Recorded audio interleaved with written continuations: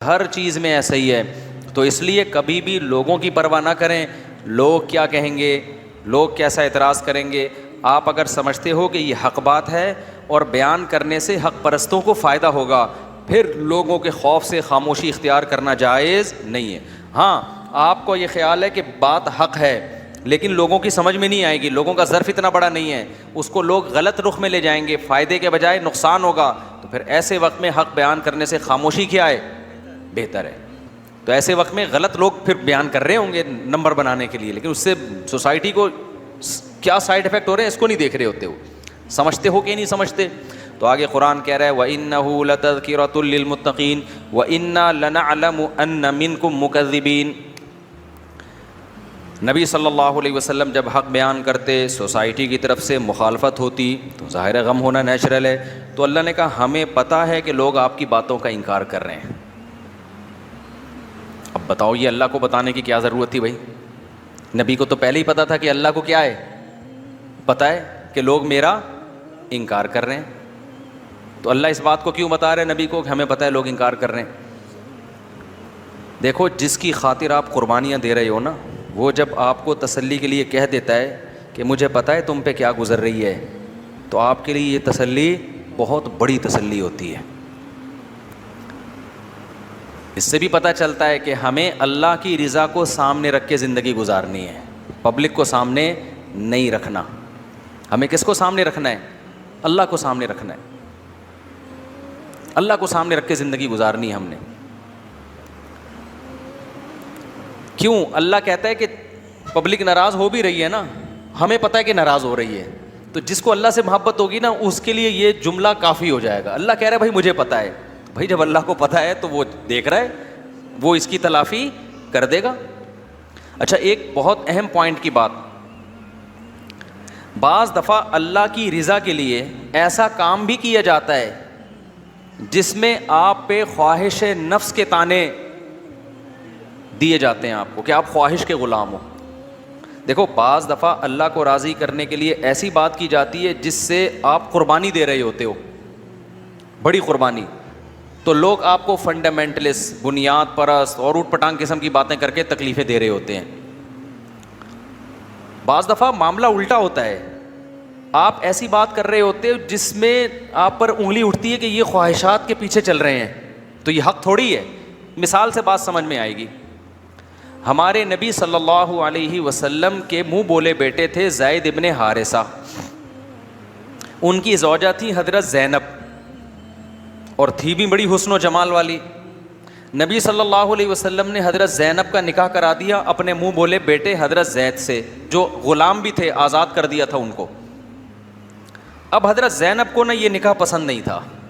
کیوں؟ وہ آزاد تھیں اور حضرت زید عجمی بھی تھے, غیر عربی تھے, اور غلامی میں زندگی گزری تھی آپ کی. تو عرب لوگوں کا تو ایک ذہن تھا نا, ایک عورت کا ایک خاص طور پہ ذہن ہوتا ہے, بھائی میں ایک تو عرب بھی نہیں ہے, قوم بھی غیر ہے, عرب کا ایک تھا, اپنے آپ کو بڑا سمجھتے تھے, دوسرا پہلے غلام بھی رہے ہیں, تو یہ بے جوڑ کا نکاح سمجھا گیا. لیکن نبی صلی اللہ علیہ وسلم نے حکم دیا, حضرت زید کا نکاح ہو گیا.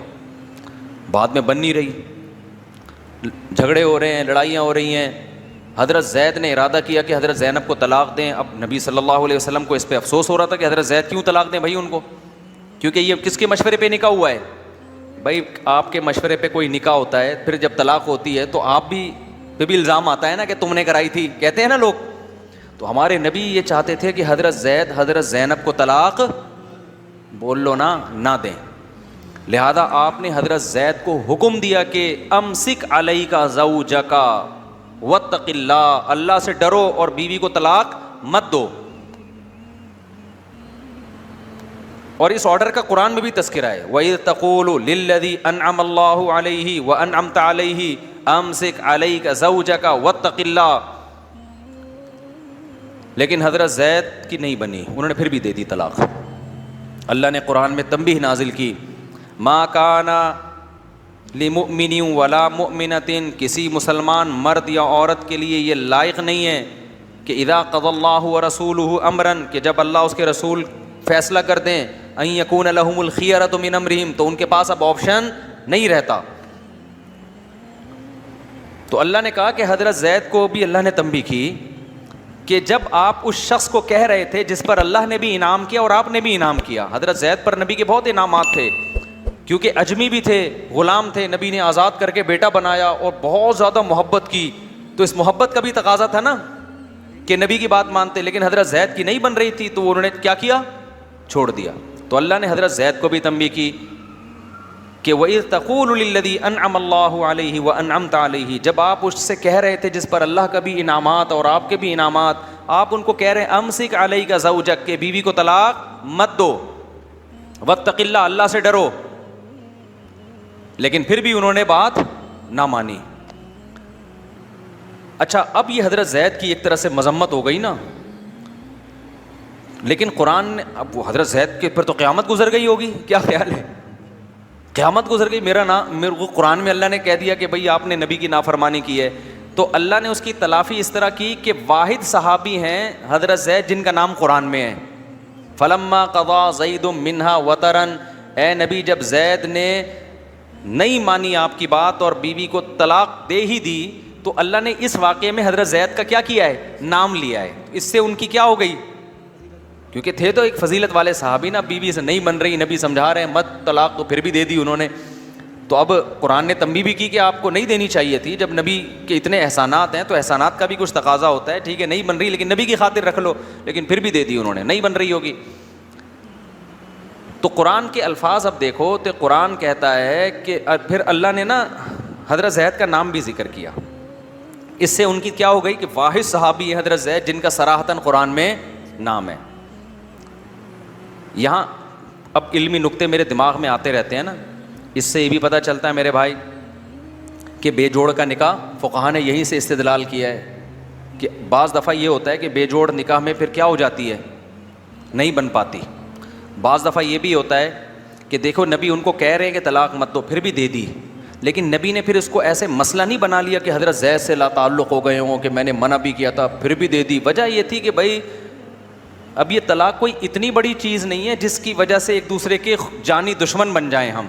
نہیں بن رہی ان کی زوجہ کے ساتھ, نہیں رکھا انہوں نے, تو تنبیہ تو کی ہے, لیکن پھر اللہ نے بھی ان کا نام قرآن میں ذکر کر دیا اور نبی نے بھی بعد میں اپنے اور ان کے تعلقات کے درمیان آنچ نہیں آنے دی. تو اس سے ہمیں یہ بھی پتہ چلتا ہے کہ ان مسائل کو بہت زیادہ بڑھانا نہیں چاہیے. سمجھتے ہو کہ نہیں سمجھتے ہو, طلاق اچھی چیز نہیں ہے, لیکن ہو جائے تو اب یہ نہیں کہ اس کو انا کا مسئلہ بنا کر ایک دوسرے کو ذلیل کرنا شروع کر دو. اور جو عدالتوں میں جو ہو رہا ہے, بچوں پہ آدھا ٹانگ اس کے پاس اور گردن اس کے پاس, اور بچوں کے ساتھ جو زیادتی ہو رہی ہے اور پھر الزامات, یہ جنگلی اور جاہلوں والے معاشرے پر یہ چیزیں سوٹ کرتی ہیں. پڑھے لکھے معاشرے کے یہ مسائل نہیں ہوتے. تو ہمارے نبی نے ایسا ہی کیا, منع بھی کیا پھر بھی دے دی, تو چلو پھر بھی تعلق ان کے سوال کر لیا, اب کیا کرے بھائی. لیکن اب مسئلہ حضرت زینب کا یہ ہو گیا کہ حضرت زینب کا تو دل, نبی کی پھوپھی ذات بہن بھی تھیں وہ, انہوں نے نبی کے مشورے پہ شادی کی تھی. اب جب طلاق ہو گئی ہے تو ان کی تلافی کیسے ہو, سمجھ میں آ رہی ہے بات کہ نہیں آ رہی بھائی. میں اپنی مثال نہیں دوں گا, پھر لوگ کچھ اور سمجھنا شروع کر دیں گے. میری تو ویسے بھی آپ کی مثال نہیں, یہ بہت چھوٹا بچہ ہے, آپ کی مثال, وہ اس کو بہت مزہ آ رہا ہے شادی کی بات میں, قطر سے آئے. انہوں نے کسی خاتون کو مشورہ دیا کہ ان کے دوست سے شادی کر لیں. وہ خاتون کہہ رہی ہے ایکچولی میں نہیں کرنا چاہتی. انہوں نے کہا بہت اچھا دوست ہے, بہت اچھا دوست ہے. انہوں نے کرا دی اس کی شادی. بعد میں طلاق ہو گئی. وہ خاتون آئی ان کے پاس, تمہارے مشورے پہ شادی کی تھی, ہو گئی طلاق. ان کے پاس آپشن یہ ہے کہ اب تم طلاق یافتہ ہو, اب میں ہی کر لیتا ہوں آپ کے ساتھ. یہ کہو گے نا آپ, تو اگر آپ میں کوئی قابلیت ہوگی, اچھی سیلری ہوگی, اچھا مقام ہوگا, عورت اس پیشکش سے کیا ہو جائے گی, خوش, کہ چلو جی ایک جگہ طلاق ہوئی لیکن مجھے اس سے اچھا رشتہ مل گیا. ہاں اگر آپ کمتر ہوگے پھر وہ کہے گی نہیں جی کائنڈلی آپ فری ہونے کی کوشش نہ کریں. لیکن اگر آپ اس کے لیول سے بہت اونچے ہوگے تو آپ کے پاس اس کے درد کی تلافی کا اس کے علاوہ کوئی آپشن نہیں ہوگا. بھائی اب تم بے گھر ہو گئی ہو تو چلو میں پیشکش کرتا ہوں. میں نہیں کر رہا, یہ ان کی بات کر رہا ہوں, میں فرض کر کے یوں کر رہا ہوں, میں کسی کو پیشکش نہیں کر رہا. تو اب کیا ہے, یہی ہوا جب رسول اللہ صلی اللہ علیہ وسلم, حضرت زید نے ڈیورس دے دی حضرت زینب کو. طلاق دینے کے بعد نبی کے دل میں ارادہ ہوا کہ اب میں ان سے نکاح کر لیتا ہوں تاکہ ان کی تلافی ہو جائے. اب مسئلہ یہ تھا کہ عرب لوگ منہ بولے بیٹے کو حقیقی بیٹے کی طرح سمجھتے اور اس کی بیوی کو کیا سمجھتے؟ بہو. آئی بات سمجھ میں؟ حالانکہ اسلام بنے ہوئے رشتوں کا قائل نہیں ہے. ایسے تو سارا نظام برباد ہو جائے گا.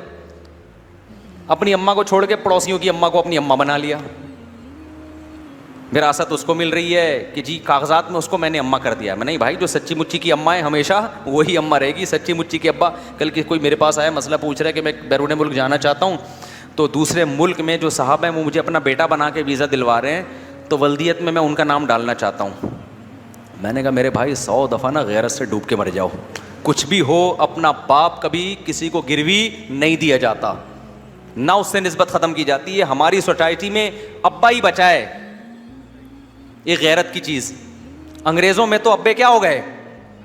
شارٹ ہو گئے. کسی کے یہاں ابا, بار بار بتاتا ہوں نا ایک بات, مقصد کسی سوسائٹی کی توہین کرنا نہیں ہے, مقصد یہ کہ تم بھی یہ چاہتے ہو. انگریزوں میں آپ ملیں, یہ فلاں صاحب ہیں, یہ ان کی والدہ ہیں, ابا کبھی ہوتے ہیں, کبھی ہوتے بھی ہیں, نہیں بھی ہوتے. تو تم یہ چاہتے ہو تم لوگ بھی ابا لیس ہو جاؤ یار. بھائی غیرت کے خلاف ہے یار. جو تمہارا باپ ٹی بی کا مریض ہو, کینسر ہو, جو مرضی ہو, بھائی میرا باپ کیا ہے, یہی ہے, ایسی کی تیسی. بھائی پیسوں کے لیے یار باہر جاب کے لیے ابا تبدیل کر رہا ہوں, کہہ رہے میں سچی مچی میں کاغذات میں کر رہا ہوں. میں نے کہا یار 100 دفعہ بھی اگر کوئی مرے نا انسان اس بات پہ, مذاق میں بھی اپنا باپ تبدیل نہیں کرتا. وہ غیرت اگر ذرا سی ہوگی, اور ابا میں بھی غیرت ہونی چاہیے. وہ بھی کہتے ہیں ٹھیک ہے بیٹا ڈاکومنٹس کی خاطر, اصل میں ایکچولی باہر جانا ہے تو وہ والا ابا ڈال دے تو. اس کا مطلب ابا بھی میں بھی غیرت. بولو غیرت ایسی چیز نہیں ہے جس کو کوئی لیبارٹری میں ٹیسٹ ہو اس کا. یہ محسوس کرنے والی چیز ہے. سمجھ میں آ رہی ہے بات؟ یہ محسوس کرنے والی, جب ہوتی ہے تو پتہ چلتا ہے, نہیں ہوتی. غیرت, حیا, یہ سب چیزیں محسوس, یہ سائنسدانوں کے ٹاپک نہیں ہے یہ. تو یہ جائز نہیں ہے, حرام ہے. قرآن نے صاف طور پہ منع کیا کہ ابا چینج نہیں ہو سکتے. سمجھتے ہو کہ نہیں سمجھتے ہو؟ تو خیر, جو بچے اڈاپٹ کر لیتے ہیں نا, آپ اس میں ولدیت میں اپنا نام نہیں ڈال سکتے. سرپرست میں ڈالو اپنا نام, ولدیت میں نہیں ڈال سکتے. نہ ان کا وراثت میں حصہ ہے. ویسے زندگی میں کچھ ان کو دے دو, اچھی بات ہے, یا وصیت کر لو ان کے لیے کچھ 1/3 کی. تو اب کیا ہے, نبی صلی اللہ علیہ وسلم نے ارادہ کیا بھائی حضرت زینب سے میں نکاح کروں گا, کیونکہ اب ان کے جو غم کی تلافی اس کے بغیر ممکن نہیں ہے. ان کا دل ورنہ ہوگا کہ بھائی ہم نے تو نبی کے مشورے پہ یہ کیا تھا.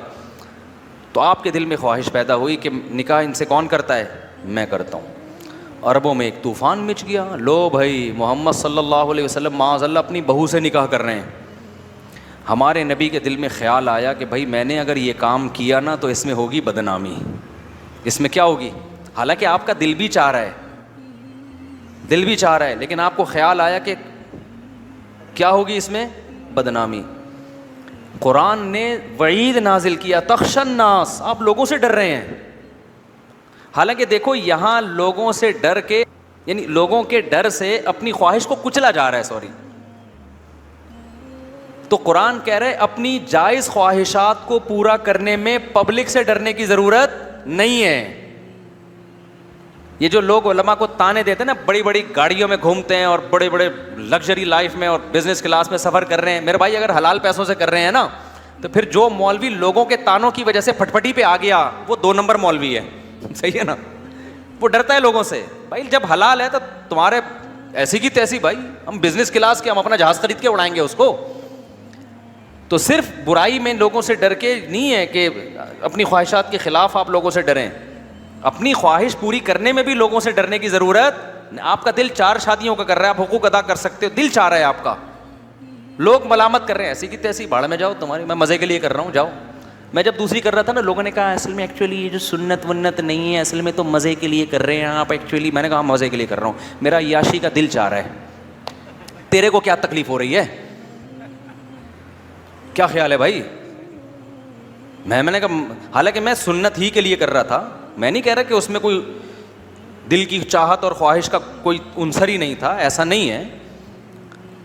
لیکن بھائی ہم جس مقصد کے لیے کر رہے ہیں, میں نے کہا میں لوگوں سے کہتا تھا کہ میں نہاری کھاتا ہوں, اس میں نیمبو بھی نچوڑتا ہوں, مغز نہاری, نلی بھی ڈلواتا ہوں, مکھن کا تڑکا بھی لگواتا ہوں, مزے کے لیے. کسی کو آج تک اس پہ اعتراض نہیں ہوا. حالانکہ وہ اکثر جو بیان میں مجھے لے کے جاتے تھے ان کے پیسوں سے کھا رہا ہوتا تھا, پیسے بھی اپنے نہیں ہوتے تھے. اس پہ تو کبھی اعتراض نہیں کیا. اب شادی اپنے پیسوں سے کر رہا ہوں, اس پہ کہہ رہے ہیں یہ دیکھ مزے کے لیے. تو ایسے موقع پہ پبلک سے جو ڈر گیا نا, وہ بھی پرلے درجے کا احمق اور پرلے درجے کا بے وقوف ہے. نہ خدا ملا نہ بیگم ملی, خدا بھی راضی نہیں ہوا. کیا خیال ہے کہ تم لوگوں سے ڈر رہے ہو, میں نے ایک چیز کو حلال کیا, وہ تمہاری سمجھ میں نہیں آ رہی, پبلک برا سمجھ رہی ہے, اس کو راضی کر رہے ہو. اللہ بھی گیا اور مزے بھی گئے, بیگم بھی گئی, ٹھیک ہے نا, وہ بھی نہیں ملی. تو یہ بے وقوفوں والا کام ہے. حلال لذتوں میں بھی لوگوں کی پرواہ مت کیا کرو. ہمارے حضرت کو اللہ نے بڑا پیسہ دیا تھا, گھڑی ایسی خاندانی رکھی ہوئی تھی نا, بعض دفعہ دکھاتے بھی تھے چڑھانے کے لیے, جن کو مولویوں سے تکلیف ہوتی ہے ان کو دکھاتے تھے کہ یہ بہت مہنگی گھڑی ہے.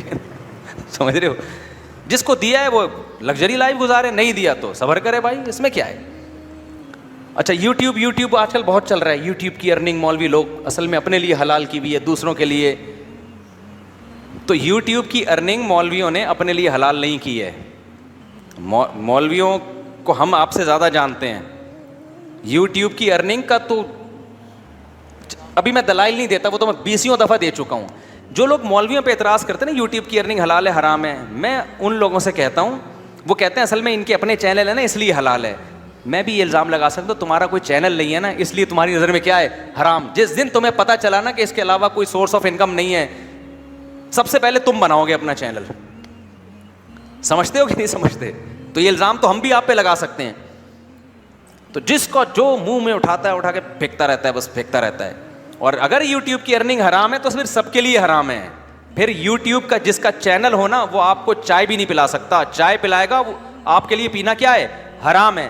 بہت سے لوگ یوٹیوب کی ارننگ کو حرام کہتے ہیں, لیکن یوٹیوبر جب ان کی دعوت کرتے ہیں, ہدیے دیتے ہیں, بڑے تسلی سے ٹھنڈے پیٹوں وہ ہدیے رکھ کے کھا بھی رہے ہوتے ہیں اور ان کی دعوتیں بھی پھوڑ رہے ہوتے ہیں بیٹھ کے. یہ تو منافقت تو آپ کر رہے ہو, ایک طرف ہو جاؤ نا. پھر میں بار بار کہتا ہوں, اگر یوٹیوب کے ایڈورٹائز میں عورت آنے کی وجہ سے اس پروڈکٹ کو پروموٹ کرنے کی بھی کمیشن حرام ہے, اس لیے کہ اس میں کیا آ رہی ہے, ایڈ میں عورت آ رہی ہے, حالانکہ اس کا جو ارننگ مل رہی ہے وہ عورت کو دکھانے کی نہیں مل رہی ہے, وہ اس کمپنی کی پروڈکٹ کو پروموٹ کرنے کی مل رہی ہے. عورت کا آنا اس میں ضمن ہے جو کہ غلط ہے, ہم اس کو صحیح نہیں کہتے. تو جیسے شیمپو کی بوتل میں عورت کی تصویر آ رہی ہے, وہ بھی تو غلط ہے نا, لیکن دکاندار کو پیسے کس چیز کے مل رہے ہیں, وہ تصویر بیچنے کے نہیں مل رہے, وہ شیمپو بیچنے کے مل رہے ہیں. تو وہاں بھی تو آپ دکاندار کو بھی بولو نا کہ یہ اصل میں چونکہ دکاندار چونکہ مولوی ہے تو اس نے شیمپو کی بوتل جس میں اتنی بےہودہ لڑکی کی تصویر ہے اس کو بیچنے کو اس نے کیا کیا ہوا ہے, جائز کیا ہوا ہے. تو وہاں چونکہ اپنی جنرل اسٹورز ہیں, اپنی دکانیں ہیں, تو منافق بہت سے ہوتے ہوں گے مولوی منافق. میں کوئی ٹھیکیدار نہیں ہوں ہر چیز میں مولویوں کو صحیح قرار دوں, لیکن یہ جو تبصرہ کرنے والے لوگ ہیں نا, اس موقع پہ ان کی منافقت ہمیں 2 اور 2 4 کی طرح نظر آ رہی ہے. تو جیو اور جینے دو لوگوں کو, حلال حرام میں فرق کرو. تو اگر کوئی نبی صلی اللہ علیہ وسلم حضرت زینب سے نکاح کر رہے ہیں, نبی صلی اللہ علیہ وسلم کے دل میں خیال آیا کہ لوگ کیا کہیں گے, قرآن نے کہا تخشى الناس, لوگوں سے ڈر رہے ہو آپ. جب وہ منہ بولا بیٹا ہے, حقیقی بیٹا نہیں ہے, تو اس کی بیوی آپ کی بہو نہیں ہے, وہ نام محرم ہے آپ کے لیے. آپ کے دل میں نکاح کی خواہش ہے آپ کریں. اور پھر قرآن نے ایک کام یہ کیا کہ قرآن کہتا ہے زوجنا, کہا ہم نے آپ کا نکاح ان سے کر دیا ہے, آپشن ہی ختم کر دیا آپ کے پاس نو کا. آئی بات سمجھ میں نہیں ہے بات, میرا خیال ہے. یہی وجہ ہے کہ حضرت زینب واحد زوجہ ہیں جن کا نکاح آسمانوں پہ ہوا ہے. تو نبی نے آپ کا نکاح, اللہ نے آپ کا نکاح پڑھا دیا, زوجنا کا, اللہ نے کہا ہم نے آپ کا نکاح کر دیا, یہ آپ کی زوجہ ہیں. تو نبی کے پھر کیسی ٹینشن ہوئی کہ عرب نے کہا اچھا لو بھائی اپنے لیے مسئلہ ہی کیا کر دیا, چینج کر دیا, معاذ اللہ, یہ الزامات لگے. لیکن قرآن نے کہا کہ اتخشى الناس واللہ احق ان تخشاہ, آپ لوگوں سے مت ڈریں. کس سے ڈریں؟ اللہ سے. اس میں ہمیں یہ بھی بتا دیا گیا کہ بھائی اگر آپ کی کوئی جائز خواہش ہے نا اور آپ پوری کرنا چاہتے ہو تو اس میں بھی لوگوں کے خوف سے اس جائز خواہش سے پیچھے مت ہٹو. لوگ تو باتیں بناتے رہیں گے کہ مولوی ریووں میں گھوم رہا ہے, مولوی فلان. اچھا یہ مولوی فرقہ ایسا ہے ہر کام میں کیڑے نکالنے ہیں. مولوی پھٹ پھٹی پہ گھومے گا تو لوگ کہیں گے ان کا تو کوئی لائف اسٹینڈرڈ ہی نہیں ہے, پھٹے پرانے کپڑے پہنتے ہیں اور کچھ ہے ہی نہیں بیچارے, ان کی بات ہم کیا سنیں, ان کو تو دنیا کا پتہ ہی نہیں ہے. وہ اچھی سواری میں گھومے گا تو دیکھو لگژری لائف ہے ان کی.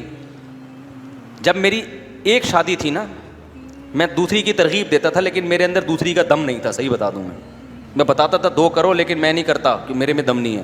لوگ کہتے تھے پھر ہمیں ترغیب کیوں دیتے ہو, میں کہتا ہوں بات تو اچھی کرے نا آدمی. یہ 2002 کی بات ہے, 2003 یا 2 کی. لیکن بات تو ہم وہی کریں گے جو ہمارے اندر دم نہیں ہے. تو پھر میں نے کہا, جب لوگوں نے کہا کہ پھر ہمیں کیوں بول رہے ہو, تانے دیتے تھے. جب میں نے کر لی, شادیوں کے علاوہ کچھ کام ہی نہیں ہے لوگوں کا, شادیوں کے علاوہ کوئی کام ہی نہیں, تو لوگوں کے منہ کسی کا باپ بھی بند نہیں کر سکتا. تو لوگوں کو مت دیکھو. اور یہی لوگ, جب آپ بزنس کر کے, مولوی پیسہ نہیں کماتا نا, اگر بعض علماء بزنس کر رہے ہیں, اللہ نے بڑا پیسہ دیا ان کو, ان پہ بلا وجہ الزام چندے کا پیسہ ہے. بھائی اگر کوئی ثابت ہو جاتا ہے چندے کا پیسہ ہے, میں کہتا ہوں اس کو ذلیل کرو, ٹھیک ہے نا. اگر چندے کا پیسہ کھا رہا ہے, نہیں ہوتا تو آپ کیسے کسی پہ, بہت سے لوگوں کے بزنس بھی ہوتے ہیں. اب بزنس کر کے اگر وہ کما رہا ہے تو اس پہ طنز کے, ان کی لائف اسٹائل دیکھو. اور بزنس کر کے نہیں کما رہا, غریب مر جاتا ہے, اس کے بچوں کے پاؤں میں پہننے کے چپل نہیں ہوتے, پھر جواب دے رہے ہوتے ہیں شادیاں کر کے ان کو بچے پیدا کرنے تو آتے ہیں, بچوں کے فیوچر کی ان کو فکر نہیں ہے. تو یہ وہ قوم ہے جو کسی صورت میں خاموش ہونے والی نہیں ہے. اور یہ سب کے ساتھ ہوتا ہے. جو آپ کے مخالفین ہیں انہوں نے ہر چیز میں کیڑے نکالنے ہیں. حضرت حکیم اختر صاحب رحمہ اللہ تعالیٰ فرمایا کرتے تھے, بڑی پیاری بات فرماتے تھے, آپ کو عقیدت ہے, اس میں کوئی عیب بھی ہوگا نا تو لوگ اس کو پازیٹیو وے میں لے جاتے ہیں, اور جس سے آپ کو دشمنی ہے اس میں کوئی خوبی بھی ہوگی اس کو نیگیٹو میں لے جاتے ہیں. جیسے پیر صاحب بہت گول مول سے موٹے سے ہیں نا, بہت زیادہ بھاری بھرکم ہے, تو کہتے ہیں ہمارے پیر صاحب کو اللہ نے کا خصوصی کرم ہے, اللہ کا حضرت سے, حضرت پہ اللہ کا خصوصی کرم. زادہ بسطتاً فی العلم والجسم. قرآن میں آتا ہے کہ جو جالوت تھے نا, جالوت جو بنی اسرائیل کے امیر تھے, بنی اسرائیل نے کہا ہم ان کو نہیں مانتے, تو اللہ نے کہا ان کو اللہ نے جسم اور علم میں بڑائی عطا کی ہے. تو ہمارے حضرت بھی جالوت کی طرح ہیں, اللہ نے علم بھی دیا اور ماشاءاللہ جسم بھی دیا. اور جو مخالف پارٹی کا وہ کہے گا موٹا, وہ کیا کہے گا, ابے اس کو دیکھو کھا کھا کے کیا ہو گیا ہے, موٹا ہو گیا ہے, خواہش شہوت پرست آدمی ہے. تو جس کو عقیدت نہیں ہوتی اس نے آپ کی ہر پازیٹیو چیز میں نیگیٹیوٹی تلاش کرنی ہے, جس کو عقیدت ہوتی ہے وہ الٹی چیزوں کو بھی سیدھا لے جانے کی کوشش کرتا ہے. تو بیلنس رکھو میرے بھائی, جب تک 100% کسی چیز کے غلط ہونے کا یقین نہ ہو تو اسلام یہ کہتا ہے کہ ہم نے صحیح پر ہی اس کو معمول کرنا ہے. جب تک غلط ہونے کا یقین نہ ہو, صحیح اس کو صحیح سمجھنا ہے ہم نے, 100% جب تک یقین نہ ہو کہ یہ غلط ہے. سمجھتے ہو کہ نہیں سمجھتے؟ تو قرآن کیا کہتا ہے, وَإِنَّا لَنَعْلَمُ أَنَّ مِنْكُمْ مُكَذِّبِينَ. اے نبی ہمیں یقین ہے, ہمیں پتہ ہے کہ یہ آپ کا انکار کر رہے ہیں. تو اللہ نے تسلی دے دی, تو یہ تسلی ہمارے لیے بھی ہے. ہم اللہ کو سامنے رکھ کے زندگی گزاریں, پھر اگر لوگ مخالفت کرتے ہیں تو ہمیں تسلی ہونی چاہیے, بھائی جس کو خوش کرنے کے لیے کر رہے ہیں وہ ہمیں دیکھ رہا ہے. اس کی میں ایک خاندانی سی مثال دیتا ہوں. آپ کی مثال تو خاندانی نہیں ہے لیکن ایک لحاظ سے خاندانی ہے, سمجھ میں آنے کے لحاظ سے خاندانی ہے, ویسے کوئی اتنی خاندانی ہے نہیں, خاندانی لوگ یہ کام کرتے نہیں ہیں. آپ کو کسی سے عشق ہو گیا, محبوبہ سے, اب کیا ہے کہ آپ اس کی گلی کے چکر لگا رہے ہو, پبلک نے پڑھ کے کوٹ دیا آپ کو. آپ چاہ رہے ہو کہ جس کی خاطر پٹ رہا ہوں اس کو تو پتہ چلے نا. جب اس کو پتہ چلے گا کہ میرا محبوب میری خاطر پٹ رہا ہے تو اس کے دل میں محبت کے جذبات بڑھیں گے, کچھ تو ترس آئے گا نا کہ میرا محبوب کیسے مار کھا رہا ہے, کوئی پتھر سے نہ مارے میرے دیوانے کو, بم کا زمانہ اڑا دو سالے کو. ایک نے میرے خلاف کلپ بنایا کہ ممبر پہ گانے سنا رہے لوگوں کو بیٹھ کے, تو کوئی, حالانکہ گانا یوں نہیں ہے, گانا تو کسی اور انداز سے ہے. تو اب جب آپ پٹو گے, آپ چاہ رہے ہو کہ اس کو پتہ چلے, اس کو پتہ نہیں ہے, ایک ایک تھپڑ آپ پہ بھاری ہوگا کہ یار بلا مس کالیں ہیں ساری, اس پٹنے کا کوئی فائدہ نہیں ہے, ساری مس کالیں جا رہی ہیں. لیکن آپ کو پتہ چلا جی آپ کی محبوبہ کھڑکی میں آ کے کھڑی ہو گئی ہے اور پٹتا ہوا آپ کو دیکھ رہی ہے, اور اس کو یہ بھی پتہ ہے کہ میری وجہ سے پٹ رہا ہے. ایک آپ چاہو گے کہ اور کس کس کے لگاؤ, مجھے خون نکالو یار, بلیڈنگ ہونی چاہیے. کیا خیال ہے, ایسا ہی ہوگا نا جب تک شادی نہ ہوئی ہو. شادی کے بعد معاملہ کیا ہو جائے گا, بالکل الٹا ہو جاتا ہے. تو میرے بھائی جن کو اللہ سے محبت ہے اللہ ان کو تسلی دے رہا ہے, انا لنعلم ان. اچھا وہ محبوبہ جو آپ کو دیکھ رہی ہے, آپ پٹ رہے ہو, آپ محبوبہ کو نہیں دیکھ رہے, اتنے میں آپ کے موبائل میں میسج آیا کہ میں تمہیں دیکھ رہی ہوں. میں تمہیں دیکھ رہی ہوں. آپ کا تو سارا غم ختم ہو گیا کہ نہیں ہو گیا؟ آپ تو پلٹ پلٹ کے بولو گے یار 2 ادھر سے بھی لگا یار, ذرا یہ والی جگہ ابھی تک سویلنگ نہیں ہوئی ہے یہاں پہ, پھر یہاں سے پلٹو گے یار 2 تھپڑ ادھر بھی لگاؤ. تو اللہ میاں قرآن میں کیا کہتے ہیں؟ جو لوگ اللہ کی خاطر قربانیاں دے رہے ہیں, ان کی مخالفت ہو رہی ہے, وہ حق بیان کر رہے ہیں, تو یہ اللہ کی طرف سے ان کو میسج آ رہا ہے, انا لنعلم ان منکم مکذبین, ہمیں پتہ ہے کہ لوگ تمہاری مخالفت کر رہے ہیں اور تمہیں ٹینشن دے رہے ہیں. تو یہ اصل میں اللہ کی طرف سے SMS آ رہا ہے. تو جس کو اللہ سے محبت ہوگی اور اس سچویشن میں ہوگا نا, اس کو اس آیت کی لذت محسوس ہوگی, اور جو ان حالات سے گزر نہیں رہا وہ اس آیت کو عام آیتوں کی طرح ایک آیت سمجھے گا. سمجھتے ہو کہ نہیں سمجھتے؟ اب میں جلدی سے آیت کو مکمل کر لوں. وَإِنَّا لَنَعْلَمُ أَنَّ مِنْكُمْ مُكَذِّبِينَ وَإِنَّهُ لَحَسْرَةٌ عَلَى الْكَافِرِينَ.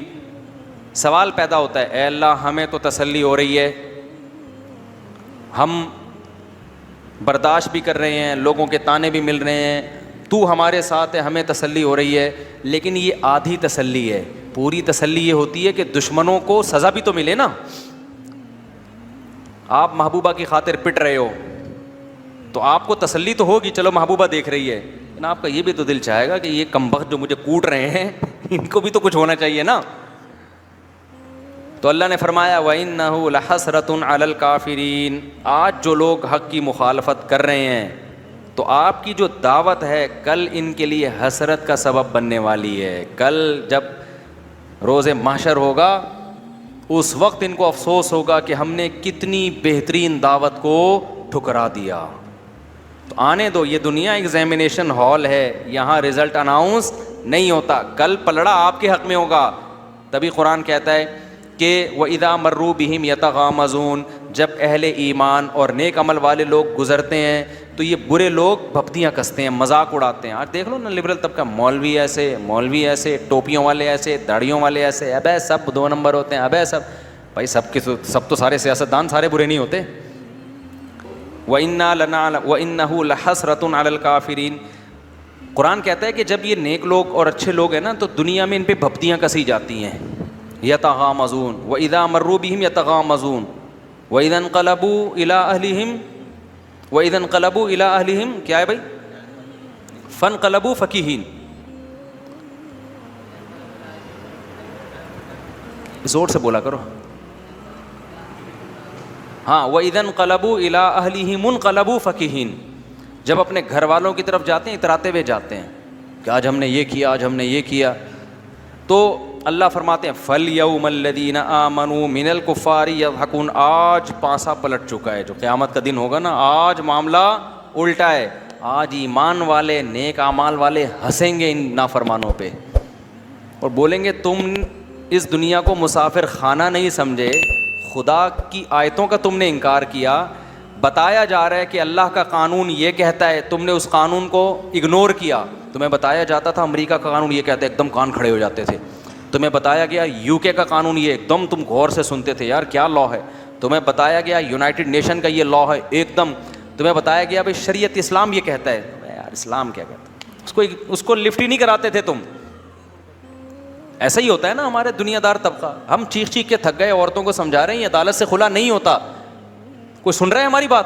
جس عورت نے خلا لینا ہوتا ہے چلی جاتی ہے عدالت سے. زیادہ تر خلا نہیں ہوتا, کل عدم. 100 میں سے 1-2 واقعات ہوتے ہیں صحیح خلا کے, زیادہ تر کل عدم ہے, کوئی سمجھ میں نہیں آ رہا. ہم عورت کو بتاتے ہیں کہ جب آپ بچے لے کے عدالت نے آپ کے حوالے بچے کر بھی دیے نا, پھر بھی باپ کا حق ہے کہ ہفتے میں 1 دن بچوں کو اپنے پاس رکھے گا. آپ بچوں کو باپ کے پاس ہفتے میں 24 گھنٹے کے لیے نہیں چھوڑتی, عذاب آئے گا قیامت کے دن. عورت کے کان میں جوں بھی بولو نہیں رینگتی, اتس سے مس نہیں ہوگی. کہ نہیں, میں ایکچولی ہم پاکستانی لا کو مانتے ہیں اور پاکستان میں اسلامی قانون ہے. ہم بتا رہے ہیں یہ والا قانون اسلامی نہیں ہے, لیکن اپنے مفاد کے لیے فی الحال سب کچھ کیا ہے, اسلامی ہے. تو اللہ کہتے ہیں کہ جو اللہ کے قانون کو نظر انداز کر رہے ہیں نا, فَالْيَوْمَ, آج جب قیامت قائم ہوگی اس وقت جج اللہ ہوگا. یہ مخلوق جج بولو نہیں ہوگی, اس وقت جج اللہ ہوگا. وہاں نہ کوئی پیسے کسی کو دے سکتے ہو آپ, نہ کوئی 2 نمبری ہوگی. اللہ کے کسی سے مفاد نہیں ہے.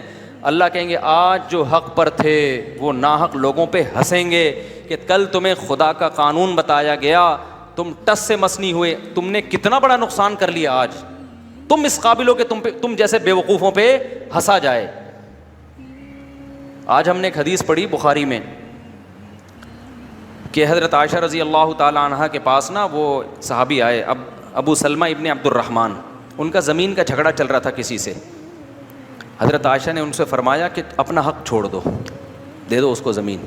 کیوں؟ میں نے نبی سے سنا جس نے ایک بال زمین بھی کسی کی ہتھیائی، ساتوں زمینوں تک دھسایا جائے گا اس کو قیامت کے دن۔ اس کو نا زمین پہ کیا کیا جائے گا؟ دھستا چلا جائے گا وہ۔ تو کیا مطلب تمہارا اس سے جھگڑا ہے، یہ نہیں کہنی کہ اپنا حق چھوڑ دو، مقصد یہ ہے کہ ڈاؤٹ تو ہے نا، ایسا نہ ہو کہ ایک بالغ زمین بھی غلطی سے اس کی تمہارے پاس آ جائے۔ اگر ایک بالغ زمین بھی اس کی تھی تمہارے پاس گئی، قیامت میں تمہارا حشر نشر ہو جائے گا۔ یہ چھوٹا جرم نہیں ہے، تو یہ چھوڑ دو۔ وہ غلطی پر ہوگا نا، اللہ اس کو بہت بڑی سزا دے گا۔ دیکھو اصولی طور پہ تو شریعت کا مسئلہ یہی ہے کہ اپنا حق چھوڑنا نہیں چاہیے، اس سے سوسائٹی میں ظلم پھیلتا ہے، لیکن بعض دفعہ ڈاؤٹ ہوتا ہے انسان کو کہ پتہ نہیں میرا حق ہے بھی یا نہیں ہے، دیکھتا ہوں کورٹ کیا فیصلہ کرتی ہے۔ کورٹ کو تھوڑی پتا ہو، کورٹ غلط فیصلہ کر دیتی ہے، اس کے پاس ثبوت پورے نہیں ہوتے، شک ہوتا ہے، زمینوں میں بہت ہوتا ہے ایسا۔ تو جہاں شک ہوگا وہاں چھوڑ دینا لے لینے سے بہتر ہے، کیونکہ آپ ابھی ایک پلاٹ لے رہے ہو، کل یہ بہت مہنگا پڑے گا آپ کو۔ اور آپ بتاؤ کہ ایک بالغ زمین کے بارے میں حضرت عائشہ فرما رہی ہیں کہ ڈاؤٹ ہے تو چھوڑ دو، کیونکہ یہ ایک بالغ زمین مہنگی پڑ جائے گی۔ اور ہمارے ہاں جو بلڈر ہوتے ہیں نا، پوری خربوں کی زمینیں ہڑپ کی ہوئی ہوتی ہیں لوگوں نے ان کی، اور پھر جب ان پر پینلٹیاں آتی ہیں تو اربوں روپے کی رشوتیں دے کے، اربوں روپے کے پیسے رشوتیں دے کے معاف کرائے ہوئے ہوتے ہیں انہوں نے۔ تو ان پہ یہ قابل ترس ہے میرے بھائی، ان کو دیکھ کے فخر نہ کیا کرو، بے اتنا بڑا بلڈر کروڑوں روپے کا مالک ہے یار، میں ابھی رکشے میں گھوم رہا ہوں۔ اور بھائی تیرا رکشے کا حساب آسانی سے قیامت کے دن ہو کے تو بخشا جائے گا، ٹھیک ہے نا۔ تو کہہ دینا اللہ میں نے رکشہ اتنے میں خریدا تھا، 1.5 لاکھ قسطیں بنتی تھی، ہر مہینے 5,000 دیتا تھا، ایک دن 5 دن لیٹ ہوا تو میں نے اسے تھوڑی سوری کر لی، ٹوٹل رکشے کا یہ حساب ہے، ٹھیک ہے نا۔ کوئی نہ زمین میں دھسایا جائے گا، نہ کوئی اور آپ کے بیڑیاں پہنائی جائیں گی، آپ شکر ادا کرو گے آسانی سے میں بخشا گیا۔ اور یہ جو بڑے بڑے بلڈر جن کو دیکھ کے ہم بڑے رالے ٹپکاتے ہیں، یار اتنا بڑا پروجیکٹ چل رہا ہے یار، کروڑوں میں کھیل رہا ہے، لیکن یہ سب قابل ترس ہوں گے، اکثریت ان میں، سب تو نہیں کہہ، اکثریت قابل ترس ہوگی، آپ ترس کھاؤ گے، اللہ تیرا شکر ہے تو نے ہمیں یہ نہیں بنایا۔ ان میں بہت سوں کے ہاتھ لوگوں کے خون سے رنگین ہو چکے ہوتے ہیں، بہت سوں کی زمینوں پہ ناجائز قبضہ ہوتا ہے جو ان کو معاوضہ نہیں مل رہا ہوتا۔ ہم نے تو بہت دیکھے ایسے، ہمارے پاس تو مسائل آ رہے ہوتے ہیں، لوگ کہتے ہیں میں نے پلاٹ خریدا تھا، فلاں نے قبضہ کر لیا اور کاغذ بھی بنوا لیا۔ چائنا کٹنگ تو آپ کو پتہ ہے، چائنا کٹنگ الگ چل رہی ہے، جاپانی کٹنگ الگ چل رہی ہے، امریکی کٹنگ الگ چل رہی ہے، اتنی نام پہ کٹنگ ہو رہی ہے، جو اصل اونر ہوتا ہے وہ بیٹھا ہوا رو رہا ہوتا ہے۔ تو بہت کچھ ہو رہا ہے، تو یہ سب قابل ترس ہیں، کل قیامت میں آپ ان پہ رو رہے ہوگے، آپ رو رہے ہوگے۔ اور جس کو نالائق کو جگہ ملتی ہے نا زمین میں، ایک دم ایسے یوں آ کے پھیلنا شروع ہو جاتا ہے، 4 دیواری بڑھاتا رہتا ہے گھر، 1 انچ بھی جگہ نہیں چھوڑتا بندہ۔ گورنمنٹ لکیریں لگا کے جاتی ہے یہاں سے آگے نہیں، تو وہ لکیر کے اس طرف سے ناپنا شروع کر رہے ہوتے ہیں۔ تو بس کرو یار، تم نے قبر میں نہیں جانا ہے کیا؟ ان دیواروں کو، ان پلاٹوں کو چھوڑ کے نہیں مرنا ہے کیا؟ تم نے ہمیشہ تھوڑی رہو گے۔ کیا ہو گیا 1 انچ اگر تھوڑا سا پیچھے گھر بنا لیا، کیا مرا جا رہا ہے یار؟ جو آدمی دنیا کو مسافر خانہ نہیں سمجھتا نا، اس سے بڑا بدماش اور ظالم دنیا میں کوئی نہیں ہے۔ تو یہ بڑا ظلم ہے۔ تو اس لیے اللہ کہتے ہیں وَإِنَّهُ لَحَسْرَةٌ عَلَى الْكَافِرِينَ، اے نبی آیا جا رہا ہوتا۔ مثال کے طور پر کچھ چیزیں تعلیم دی جاتی ہیں، منہ سے بول کے نہیں، اپنے عمل سے۔ آپ کا ایٹیٹیوڈ ایسا ہوتا ہے کہ سامنے والا کا یہ مزاج بننا شروع۔ مثال کے طور پر کچھ اسکالرز ایسے ہیں، ان کی کتابیں پڑھیں یا ان کی تقریریں سنیں، وہ کسی عالم کی مخالفت نہیں کر رہے ہوتے، لیکن ان کی تقریریں سن کے پڑھ کے انسان سب کے خلاف ہو جاتا ہے۔ ایسا لگتا ہے بس یہی دنیا میں ایک نازل ہوا ہے، باقی سارے کیا ہیں؟ سارے خراب ہیں، یعنی مائنڈ ایسا بن جاتا ہے۔ اسی طرح یاد رکھو، کچھ لوگ گھروں میں ماحول ایسا بناتے ہیں زبان سے کچھ نہیں کہتے, ماحول ایسا بناتے ہیں کہ اولاد بدتمیز بن جاتی ہے. اولاد کیا بن جاتی ہے؟ بدتمیز. مثال کے طور پر آپ اپنے بچوں کے سامنے اپنے باپ کا احترام نہیں کر رہے, تو آپ کے بچے تمیزدار بنیں گے یا بدتمیز بنیں گے؟ بولو نا. آپ صبح و شام اپنی اولاد کو ماں باپ کے احترام پر تقریریں سناؤ, لیکن بچے دیکھ رہے ہیں کہ ہمارا ابا اپنے ابا کے سامنے اونچی آواز سے بات کرتا ہے. تو آپ زبان سے کچھ نہیں کہہ رہے, آپ کے عمل سے آپ کی اولاد آٹومیٹیکلی کیا بن رہی ہے؟ بولو یار, آپ لوگ تو بول ہی نہیں رہے, بدتمیز بن رہی ہے. تو بول لینا, اس میں کیا جا رہا ہے؟ آپ کی بیگم آپ کے سامنے چیختی ہے, آپ کہیں مجھے کیسے پتا چل گیا؟ آپ کہہ سکتے ہیں مفتی صاحب ہمارے گھروں کی باتیں آپ کو کون بتا رہا ہے؟ میں کہہ رہا ہوں بالفرض چیختی ہے. یہ بالفرض کا لفظ یہاں مقدر ہے, چھپا ہوا ہے. بالفرض آپ کی بیگم آپ کے سامنے بولو چیختی ہے. بچے بھی دیکھ رہے ہوتے ہیں, بیٹیاں بھی دیکھ رہی ہوتی ہیں. تو بچیوں کی ماں اپنی بیٹیوں کو یہ بتا رہی ہوتی ہے کہ تم بھی سسرال جا کے اپنے ہسبینڈ کے سامنے اسی اسٹائل سے جملہ مکمل کرو, چیخنا. زبان سے تو وہ اس کو بہشتی زیور پڑھا رہی ہے, شوہر کے حقوق, ساس کے حقوق, بہشتی زیور میں لکھی ہوئی ہیں سب باتیں. گھر میں چیخنا, لقمان علیہ السلام نے کہا اپنے بیٹے کو کہ اونچی آواز سے مت چیخو, کیونکہ سب سے بری آواز کس کی ہوتی ہے؟ گدھے کی ہوتی ہے. تو گدھے کو گدھا اس لیے کہا جاتا ہے کہ وہ چیختا تمیز سے بات ہی نہیں کرتا. دیکھو بلی کو جب کوئی کام کی ضرورت ہو تمیز سے بتا دے گی, میاؤں میاؤں کرے گی, آپ سمجھ جاؤ گے کچھ بھوک لگ رہی ہے. گدھا وہی بات جو بلی آرام سے کر رہی تھی, گھوڑا آرام سے کر رہا تھا, گائے آرام سے کر رہی تھی, وہی بات جب گدھا کرتا ہے کہ مجھے گھاس چاہیے, یا لوڈ زیادہ رکھ دیا, تھوڑا سا سریا اتار اس پہ سے. یہی ہوتا ہے نا گدھے کے دو ہی مسئلے ہوتے ہیں گدھے کے ساتھ, لوڈ زیادہ ڈال دیا اس کے اوپر, یا اس کو بھوک لگ رہی ہے. تو گدھا یہ بات تمیز سے کرنے کے بجائے کیا کرے گا؟ پورے پریشر کے ساتھ اپنے پھیپھڑوں میں ہوا بھرے گا. اتنی ہوا بھر لے گا کہ دنیا میں آکسیجن کا لیول اسی وقت, اگر سارے گدھے ایک ساتھ چیخنا شروع کرتے ہیں میرا خیال ہے ہم سب دم گھٹنے سے مر جائیں, اتنی آکسیجن کھینچ لیتا ہے. اور اس کے بعد پورے پریشر کے ساتھ آواز نکالتا ہے, اور پھر جو گیئر مارتا ہے نا بار بار, پھر پریشر سے آواز کھینچے گا, پھر نکالے گا. بھائی یہ بات آرام سے بھی کہی جا سکتی ہے یار.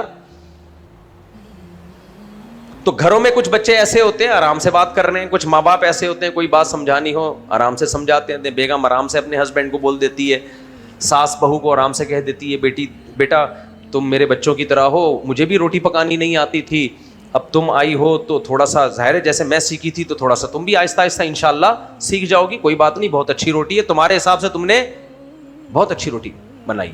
تمیز سے اس کو محبت سے سمجھا. لیکن ایسا مارکیٹ میں ہوتا نہیں ہے. اسٹائل وہی ہوتا ہے جو کس کا ہے؟ گدھے کا.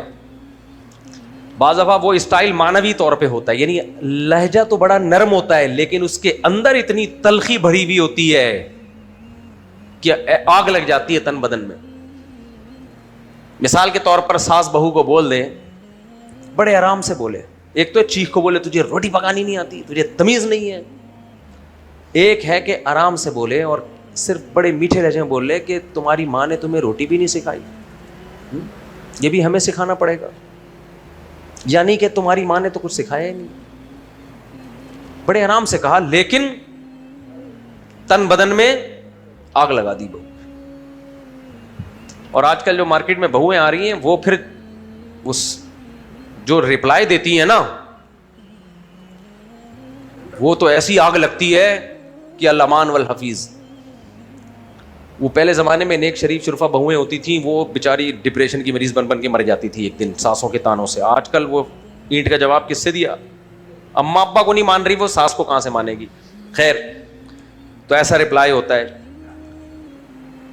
تو یہ ہے ماحول بنانا. آپ گھر کا ماحول کیا کر رہے ہو؟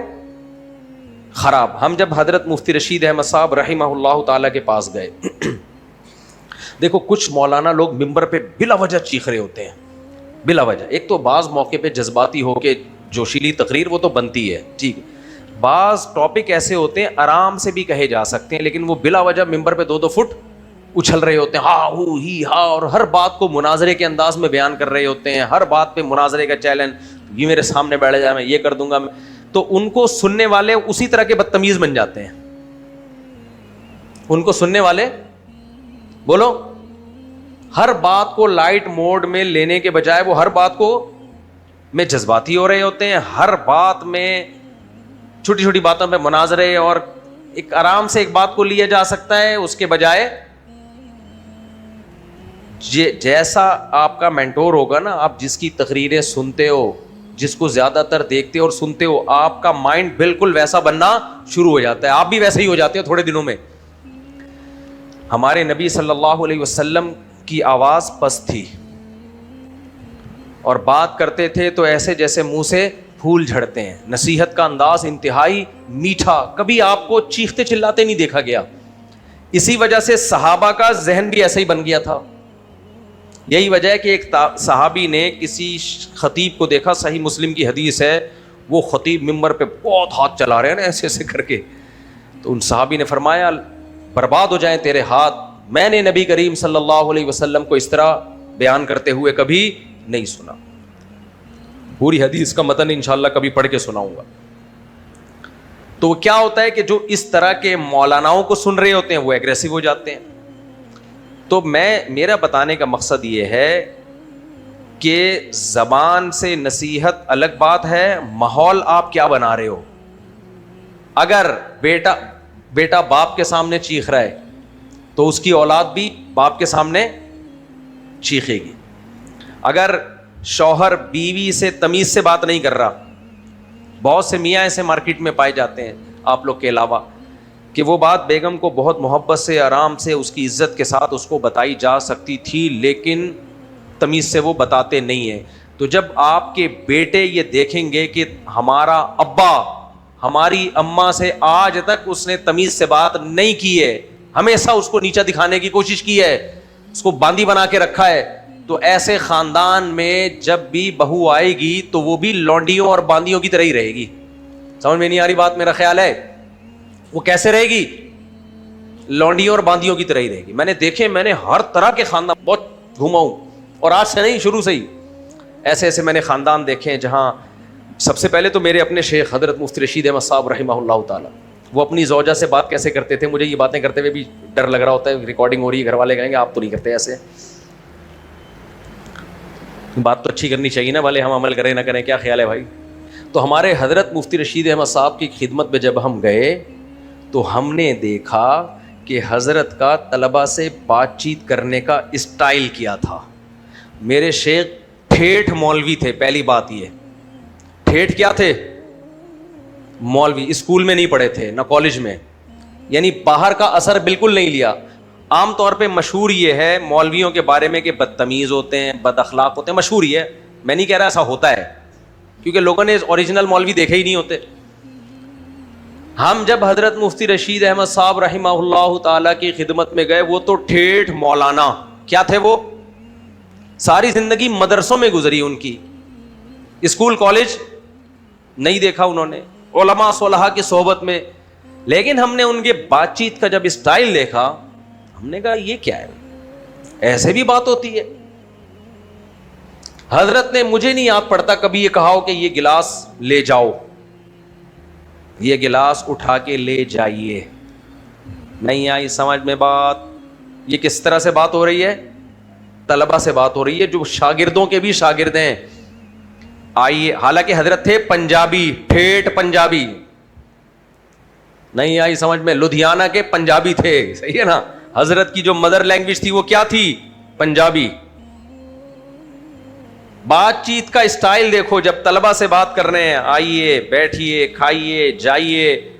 حضرت فرماتے تھے میں اپنے گھر والوں سے, اپنی اہلیہ سے بھی ایسے بات کرتا ہوں. اور حضرت نے یہ تحریر لکھی ہے, اپنی سوانے میں خود لکھوایا یہ, کہ میں نے اپنی زوجہ کو کبھی بھی یہ نہیں کہا کہ کھانا بنا دو. یہ الفاظ بولو نیا, کھانا بنا دو کہتے ہیں, اس سے نوکروں والی اسمیل آتی ہے. اس جملے سے نوکروں کو کہا جاتا ہے یہ کر دو وہ کر دو. بیوی نوکر نہیں ہے, شریک حیات ہے. آپ لوگ بے ہوش نہ ہو جائیں کہیں, گرمی پہلے ہی بہت زیادہ ہو رہی ہے. حضرت فرماتے تھے بیوی لونڈی یا نوکر نہیں ہے, وہ شریک حیات ہے. تو حضرت فرماتے تھے گھر کے کام تو بیوی نہیں کرنے ہیں نا, باہر کے کام مرد کے ذمے, گھر کے کام کس کے ذمے؟ عورت کے ذمے. تو حضرت فرماتے تھے میں اپنی اہلیہ سے کہتا ہوں, گھر والوں سے کہتا ہوں کھانا رکھوا دیں, حالانکہ رکھنا انہوں نہیں ہے, کھانا رکھوا دیں. یعنی ہمیں اس سے غرض نہیں ہے کہ آپ رکھیں یا کوئی اور رکھے, وہ تو رکھنا آپ نہیں ہے, لیکن یہ آرڈر والا جملہ کہ آپ رکھ دو, آپ کھانا اٹھا لو, آپ برتن یہ کر دو, نا نا نا, رکھوا دیں. سمجھ میں آ رہی ہے بات کہ نہیں ہے؟ اور حضرت فرماتے تھے وہ لوگ انتہائی درجے کے بے غیرت ہیں. یہ الفاظ تو میں بہت دفعہ سنے ہیں کہ جو اپنی بیوی سے پاؤں دبواتے ہیں یا جوتے پالش کرواتے ہیں. اور یہ بات حضرت مولانا شرف علی تھانوی رحمہ اللہ نے بھی لکھی ہے. جو اپنی بیوی سے بولو اپنے پاؤں دبواتے ہیں یا اپنے جوتے پالش کرواتے ہیں. اس میں میں ایک جملہ ایڈ کر دیتا ہوں, آپ لوگ بے ہوش نہ ہو جائیں. یہ جب ہے جب نوکروں کی طرح اس کو آرڈر دیا جائے. اگر آپ کی بیوی محبت میں آپ کے پاؤں دبا دے, محبت میں آپ کے جوتے پالش کر دے, تو محبت کا وہ ایک الگ دنیا ہے. یہاں ان لوگوں پہ رد ہو رہا ہے جو آرڈر دے کے بیویوں سے یہ کام کرواتے ہیں. لیکن ہمارے حضرت کا مزاج تو یہ تھا, ہمیں پتا تھا کہ حضرت کی اہلیہ اگر محبت میں بھی حضرت کے جوتے صاف کریں تو حضرت یہ کام نہیں کرنے دیں گے. حضرت کو اس سے گھن آتی تھی اس کام سے. تو جب آدمی ایسے خاندانی لوگوں میں بیٹھے گا, کیوں حضرت کا کلچر ہی یہی تھا, باپ دادا سے چلا آ رہا تھا یہ, تو تمیز سے بات کرنا. ایک دن کیا ہوا, کسی استاذ نے ایک طالب علم کو کہہ دیا کہ چپل الٹے کر کے, بالکل یہ والی سائڈ نہیں, سر پہ رکھ کے کھڑے ہو جاؤ. حضرت کو بہت غصہ آیا کہ ایسی توہین آمیز سزا کے جوتے سر پہ رکھوا لیے. طالب علم ہے, وہ قابل احترام ہے, علم سیکھ رہا ہے, انسانیت بھی ہے, یہ سزا ٹھیک نہیں ہے, بالکل یہ نہیں چلے گی بالکل. تو اب بتاؤ جو ماحول بنے گا, وہ میں نہیں کہہ رہا کہ میں اتنا نیک بن گیا, میں نہیں کہہ رہا, لیکن اثر تو پڑے گا کہ نہیں پڑے گا؟ کیا خیال ہے؟ اثر تو پڑے گا کہ نہیں پڑے گا انسان. اور اگر ایسے لوگوں میں بیٹھے گا جو بات ہی نہیں تمیز سے کرتے, ادھر آؤ کیا کر رہا ہے. بعض جگہ طلبا کے ساتھ یہ سلوک, ادھر آؤ, پڑا ایک لگایا, پانی اٹھا, تیرے باپ کے نوکر لگے ہوئے یہاں پہ, پانی رکھ کے چلا گیا ہیں. اور آسان مثال لے لو یار, ہمارے یہاں جب گاڑی چلاتے ہیں پوپ پوپ, دیکھا ہے نا آپ نے, ہر وقت ہارن پہ بٹن پہ ہاتھ ہوتا ہے بلا وجہ. ارے آگے سگنل بند ہے, وہ تیرے سے آگے جو گاڑی والا کھڑا ہے وہ کیسے چلے گا؟ کم وقت تجھے نظر آ رہا ہے سگنل بند ہے, پھر کیوں پوپ پوپ پیچھے سے دبائے جا رہا ہے؟ اس کا مطلب پاگل ہے نا, بد اخلاق ہے. دیکھو چیخا صرف منہ سے نہیں جاتا, باجوں سے بھی چیخا جاتا ہے. کوئی بھی چیز ڈھپن ڈھپ بجانا شروع کر دو, اس کا مطلب چیخ رہے ہو آپ. یہ میں نے یہاں بہت دیکھا ہے. آگے جگہ نہیں ہے, رش ہے, تجھے بھی پیچھے والے کو نظر بھی آ رہا ہے, پھر بھی وہ کیا کرے گا؟ پوم پوم بس بجائے جا رہا ہوگا, بجائے جا رہا. کیوں بجا رہے ہیں؟ بس احتیاطاً, تاکہ جگہ جیسے ہی ملے آپ نکل جاؤ. بھائی تھوڑی دیر صبر کر لے, چپ کر کے بیٹھ جا. پیٹرول پمپ پہ لائن لگی ہوئی ہوتی ہے, آپ کو پتا ہے وہ اس کی گاڑی میں پیٹرول ڈال رہا ہے, ابھی اس سے پیسے کلیکٹ کر رہا ہے, پیچھے سے کیا کرے گا؟ پوم پوم بجانا شروع کر دے گا. آپ باہر ملکوں میں جاؤ, اس حرکت کو انتہائی برا سمجھا جاتا ہے. چپ کر کے کھڑا ہو جانا, ہم بھی تو کھڑے ہوئے ہیں, ہم بھی تو کھڑے ہوئے, چپ کر کے کھڑا ہو جا بھائی. تو کیا ضرورت ہے تیرے کو بار بار ہارن بجانے کی؟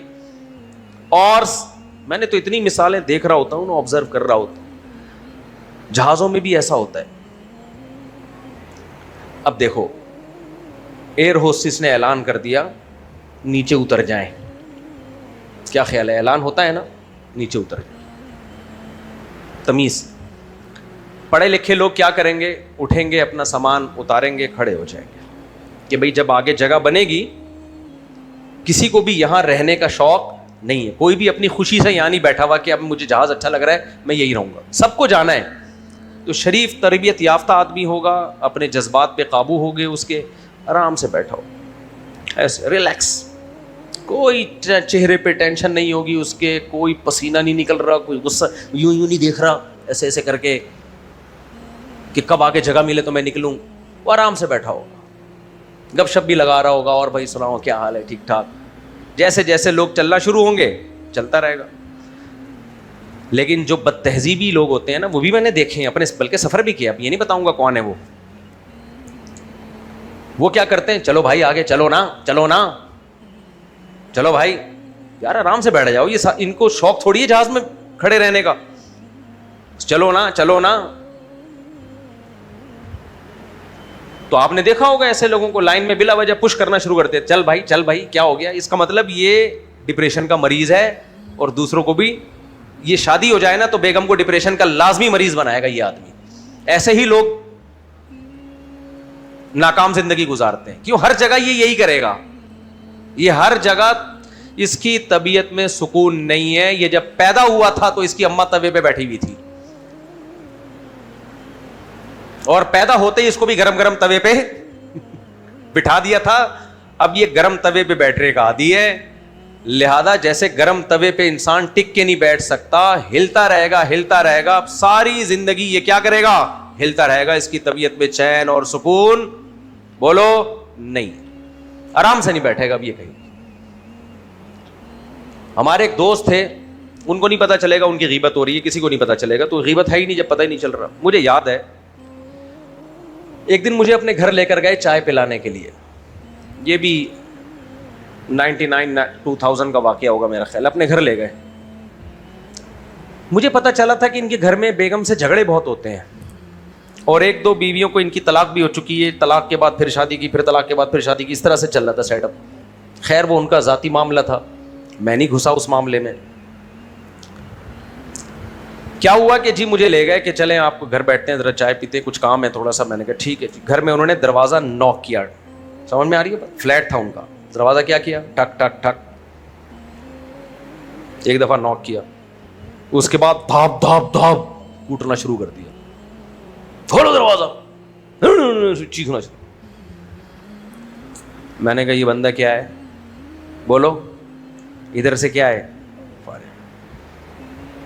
باہر ان کی بیگم نے آگے دروازہ کھولا اور پھر ڈانٹا, یہ گھنٹے سے کھڑا ہوا ہے. اس نے کہا بھائی آ رہی تھی, واش روم میں تھی, فلانی تھی, وغیرہ وغیرہ, 20 مسئلے ہوتے ہیں.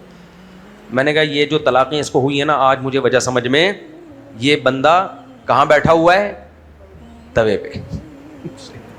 اب یہ کبھی بھی توے سے نہ اترے گا, اور توے پر یہ کیا کرے گا, اچھلتا رہے گا. توے پہ بیٹھا وہ کبھی تمیز سے بات کرے گا, وہ تو غصے میں رہے گا ہر وقت. تو ایسا ایگریسو آدمی ہر وقت بھنایا ہوا, ہر وقت ذرا ذرا سی بات پہ 2 فٹ اچھلنے والا, چیخنے والا, چلانے والا. آج کل ڈراموں فلموں میں یہی سکھایا جا رہا ہے. اٹھا کے پلیٹ توڑ دی, ہاں نکل جاؤ یہاں سے, چماٹ مار دیا رکھ کے. تو جو یہ ڈرامے فلمیں دیکھیں گے وہ کیا بنیں گے. دیکھو ڈراموں میں جان پیدا کرنے کے لیے چیخنا چلانا ان کا ایک حصہ ہے. پورا ڈرامہ تمیز سے گزرا جائے تو وہ ڈرامہ تھوڑی ہے, وہ تو ریئل لائف ہو گئی نا بھائی, وہ تو ریئل ہو گئی. تو ایکشن بازیاں, چیخنا چلانا اور ایکشن مارنا اور اوٹ پٹانگ حرکتیں کرنا اور چھچور پنا, یہ سب ڈراموں کا, فلموں کا حصہ ہیں. تو جو لوگ ان چیزوں میں پڑیں گے وہ یا تو چھچورے بن جائیں گے, سنجیدگی ختم ہو جائے گی, کھڑے کھڑے ہل رہے ہوں گے. آپ نے دیکھا ہوگا بعض لوگ کھڑے کھڑے کیا ہوتے ہیں, ہل رہے ہوتے ہیں. اور یا وہ غصے کے تیز ہو جائیں گے, چیخیں گے, چلائیں گے, خودکشیاں کریں گے, اپنے آپ کو غموں میں ماریں گے, پھوڑیں گے.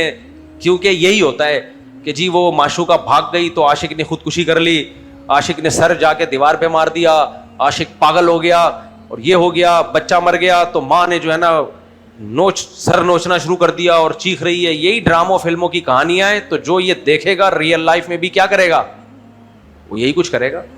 تو یہ کوئی کامیاب زندگی کی علامت. ڈرامہ تو اس کا اینڈ تو رائٹر کے ہاتھ میں ہوتا ہے, کیسے ختم کرنا ہے اس نے اینڈنگ. جو ریئل لائف میں جب آپ یہ ڈرامے کرو گے تو اس کی اسٹارٹنگ آپ کے کنٹرول میں ہوگی, اینڈنگ قدرت کے کنٹرول میں ہے. اس کے جو سائڈ افیکٹ ہے نا وہ کیا ہوں گے, وہ نہیں ہوں گے کہ ہیرو ہیروئن کا آپس میں ملاپ ہو جائے گا. وہ ایسے ہوں گے کہ ٹرین کے نیچے آ کے مرو گے کسی دن. سمجھتے نہیں ہے بات کو, نکل پڑتا ہے رات کو. جو نہیں پڑے گا رات کو کیسے سمجھے گا بات کو میرے بھائی. تو وہ وزیرستانی دوست کا میں قصہ سنا رہا تھا انہوں نے کہا مفتی صاحب میرے بچے کیا ہوتے جا رہے ہیں کراچی آنے کے بعد؟ بدتمیز. میں نے کہا اس میں کراچی کا قصور نہیں ہے, کراچی کی تہذیب تو پوری دنیا میں ونس اپون اے ٹائم مشہور تھی. ابھی بھی کراچی کے بڑے اچھے اچھے علاقے ہیں, جا کے رہو تمیز ملے گی آپ. یہ ہماری یونیورسٹیوں نے اور کالجز نے کلچر تباہ اور برباد کیا ہے, کیونکہ یونیورسٹیوں میں تعلیم تو ہم گوروں سے لے رہے ہیں, ساتھ ساتھ کلچر بھی کس سے لے رہے ہیں؟ انگریزوں سے لے رہے ہیں. ان بیچاروں کا اپنا ہی کلچر نہیں ہے تو ہمارا, ان کا تو ہے ہی نہیں کلچر. اب بتاؤ مجھے, ہمارے جو سائیکیٹرسٹ ہیں جو بچوں کی نفسیات پہ ماسٹرز کرتے ہیں وہ وہاں سے پڑھ کے آتے ہیں. سمجھ میں آ رہی ہے بات؟ کہاں سے پڑھ کے آتے ہیں؟ وہاں سے. حالانکہ ان کے یہاں بچے ہیں ہی نہیں. یعنی وہ قوم ان کو بچے پالنا سکھا رہی ہے جن کے اپنے بچے ہی نہیں ہیں, ہوتے ہی نہیں ہیں. یہ تو مجھ سے سیکھنا چاہیے جس کے بچے ہوں. میرا کیا خیال ہے بھائی؟ یا ان سے سیکھنا چاہیے جن کے ہوں بچے. بچے ہی نہیں ہیں اور ہمیں بتا رہے ہیں کہ بچوں کی تربیت. یہ پاگل پنا ہے یا نہیں ہے یار؟ ایک ہے موٹیویشنل اسپیکر آتے ہیں یوٹیوب پہ, بچوں کی تربیت کے حوالے سے بتا رہے تھے, کچھ صحیح کچھ بہت سی غلط باتیں بھی کر رہے تھے. تو مجھے خیال ہوا کہ یار یہ کیا کر رہے ہیں. میں نے ان سے پوچھا آپ کے کتنے بچے ہیں, آپ نے کیا کیا ان کا, آپ تو بتاؤ آؤٹ پٹ کیا ہے اس کا. آپ کا اپنا بھی ایک آدھ ہوگا. کچھ خواتین سمجھا رہی ہوتی ہیں ایکچولی بچوں کی جو مینٹل ہیلتھ ہے اس کے لیے ٹھش پش اس طرح انگلش میں جام ہو. آپ کے بچے کتنے ہیں؟ ایک ہے, دوسرا 6 سال کے بعد ہوا ہے. آپ تو سب سے بڑی ظالم ہو, اپنے بچے کو بہن بھائی سے محروم کر دیا آپ نے. بچے کے لیے کھلونے بہت ضروری ہیں یا نہیں ہیں؟ بتاؤ. ساری دنیا کے ڈاکٹر اس پر متفق ہیں کہ بچے کی جو مینٹل ہیلتھ ہے نا اس کے لیے کھلونے ضروری ہیں. بچے کو آپ کھلونا خرید کے نہیں دیں تو وہ مٹی کے کھلونے بنائے گا, ریت میں گھروندے بنائے گا. ہم بنایا کرتے تھے, ابا کبھی کھلونا لا کے دیتے, کھیلتے, نہیں لا کے دیتے تو مٹی, چکنی مٹی کو ہم اس سے گاڑیاں بناتے, اور گاڑی کے اوپر ایک چھوٹا سا ٹینی نانا لگاتے. اس کا ایمبولینس کے اوپر وہ ہوتا ہے نا الارم, اس کا نام ہم نے رکھا ہوا تھا ٹینی نانا. بچوں نے, ہمارے کزن تھے, بہن بھائی تھے, سب بہت کھیلتے تھے, اللہ کا شکر ہے. تو اس کے اوپر ہم وہ چپکاتے تھے, اس کا نام کیا رکھتے تھے؟ ٹینی نانا. پھر گاڑیوں کی ٹکر مارتے تھے آپس میں نا, تو اس سے سب سے پہلے وہ ٹینی نانا ٹوٹتا تھا. تو ابھی تک ہمیں وہ لفظ یاد رہ گیا, میری گاڑی کا ٹینی نانا ٹوٹ گیا ہے. ٹینی نانا وہ نہیں ہوتا, ٹینی نانا نہیں, یہ اس کا ہم نے نام رکھا ہوا تھا ٹینی نانا. میرے کزنوں کو پتا ہے, ابھی بھی اگر سنیں گے تو ان کو اچھی طرح یاد ہوگا.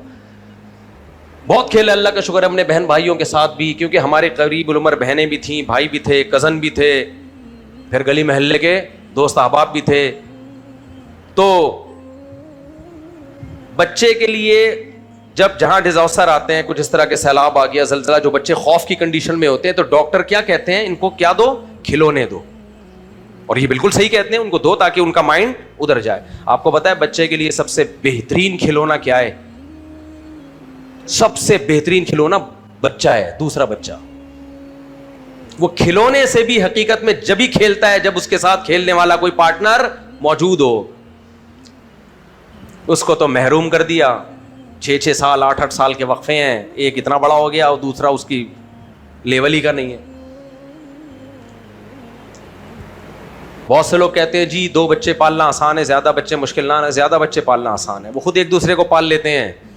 1-2 بچے ہوتے ہیں, پاگل ہو جاتے ہیں ماں باپ ان کے لاڈ پیار اٹھانے میں. میں نے دیکھا ہے پاگل ہوتے ہوئے لوگوں کو. ایک بچہ باپ کا سر پھوڑنے کے لیے کافی ہو جاتا ہے, ماں کا تباہ کرنے کے لیے. ہر وقت اسی میں لگی رہتی ہے, پاگل ہو جاتی ہے وہ.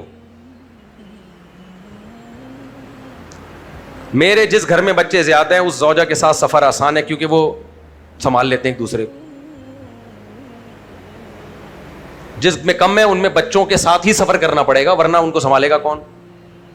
سمجھ میں نہیں آ رہی میرے خیال ہے بات. ابھی تم لوگ بچے ہو, یہ باتیں تمہارے لیول سے تھوڑی سی اوپر کی باتیں ہیں, چھوڑو. میں دوبارہ اپنے ٹاپک پہ آتا ہوں. بچوں کے سامنے میں نے بڑوں کی باتیں شروع کر دی, افسوس ہوتا ہے مجھے یار, بچوں کے سامنے بڑوں. اور بھائی ہمارے نبی نے تو بتایا بچہ ماں کے پیٹ میں مر بھی جائے نا, وہ دنیاوی لحاظ سے مرا ہے, آخرت میں تو آپ کی اولاد ہے. آخرت میں کیا ہے؟ سفارشی بنے گا, وہ آپ کی اولاد ہے, ضائع نہیں ہوتا. تو جو مر گیا وہ ضائع نہیں ہے, جو زندہ ہے وہ کہاں سے ضائع ہو گیا میرے بھائی؟ ہمارے لیے اصل آخرت ہے بھائی, یہ دنیا اصل نہیں ہے, یہ غیر مسلموں کے لیے ہے یہ دنیا. خیر, تو وہ وزیرستانی بھائی کا میں قصہ مکمل کر کے اپنے ٹاپک کی طرف آتا ہوں. وہ کہہ رہے تھے مفتی صاحب ہمارے گھر کے بچے بولو اب تک بیچاروں کا پتہ نہیں کہ اللہ کرے اچھے بن گئے ہوں بچے, کیا حال ہو گیا ہوگا. تو میں نے کہا میرے بھائی یونیورسٹیوں میں زبان سے نہیں بتایا جا رہا, لیکن جو ماحول دیا جا رہا ہے, یہ نہیں کہ ٹیچر آپ کو یہ کہے کہ ماں باپ کا احترام مت کرو, ٹیچر کبھی بھی ایسا نہیں کہے گا. وہ کیوں کہے گا بھائی, اس کے اپنے بھی تو بچے ہیں.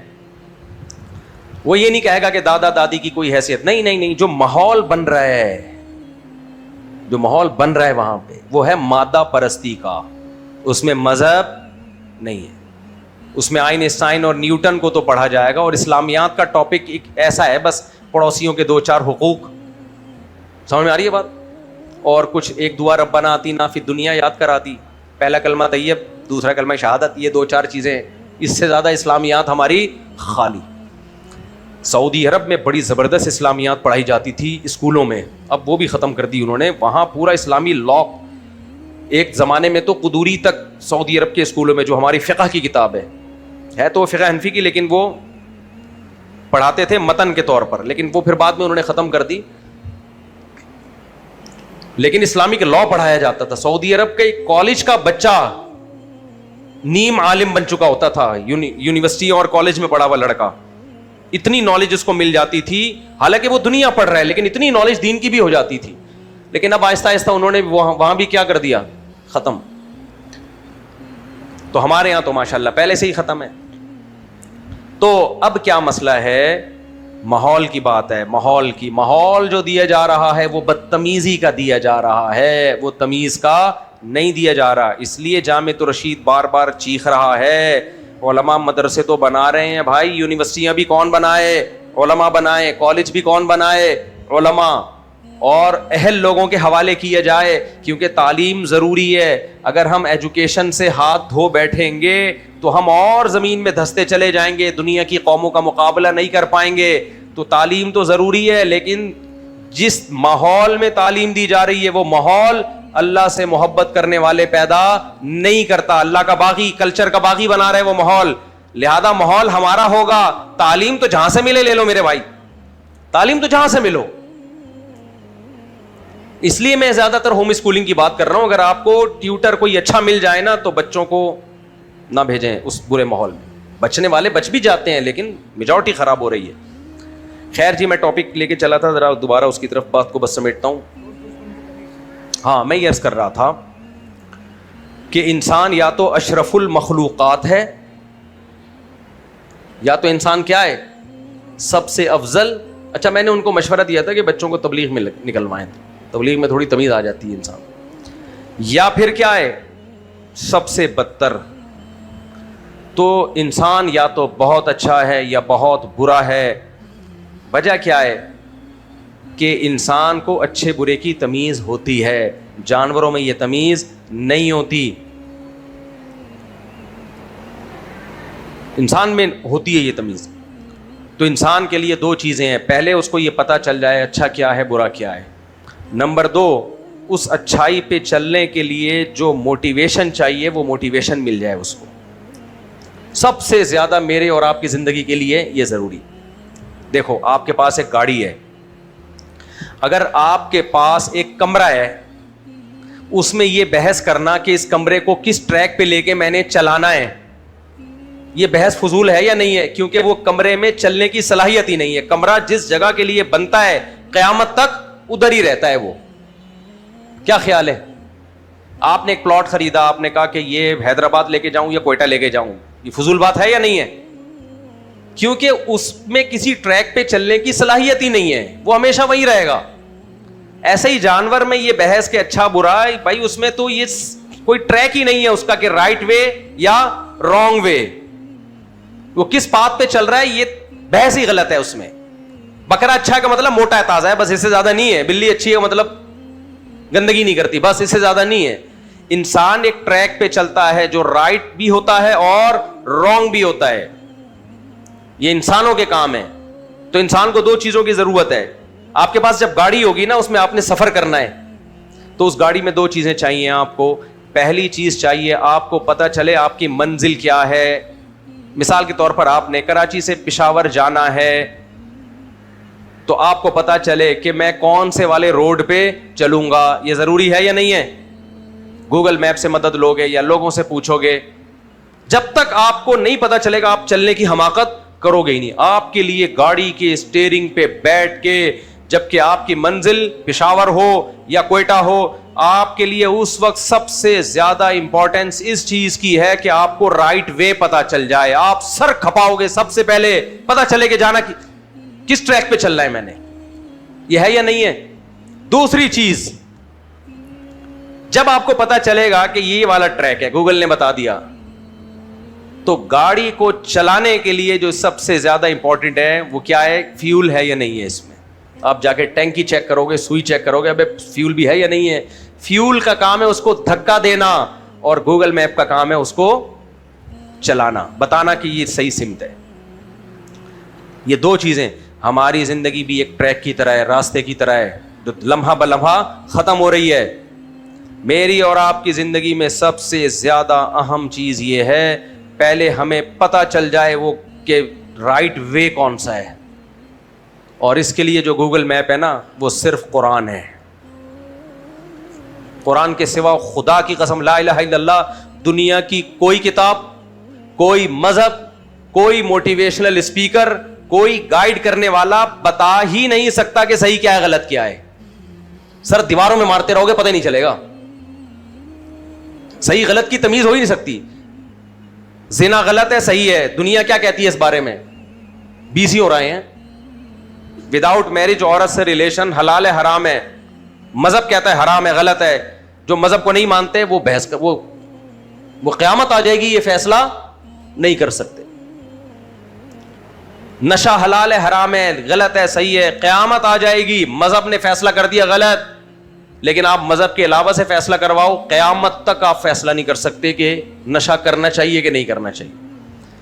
آپ کہہ سکتے ہو اس سے صحت خراب ہوتی ہے, تو یہ خود ایک آدمی اپنی صحت خود خراب کرنا چاہتا ہے, آپ کو کیا تکلیف ہے؟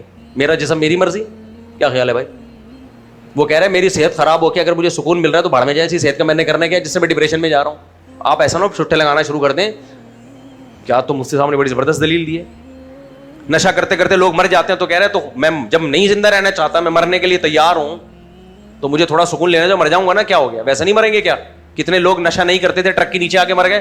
ہر غلط چیز پہ دلائل کے انبار لگائے جا سکتے ہیں. میں دلائل نہیں دے رہا کہ سٹے لگانا شروع کر دیں.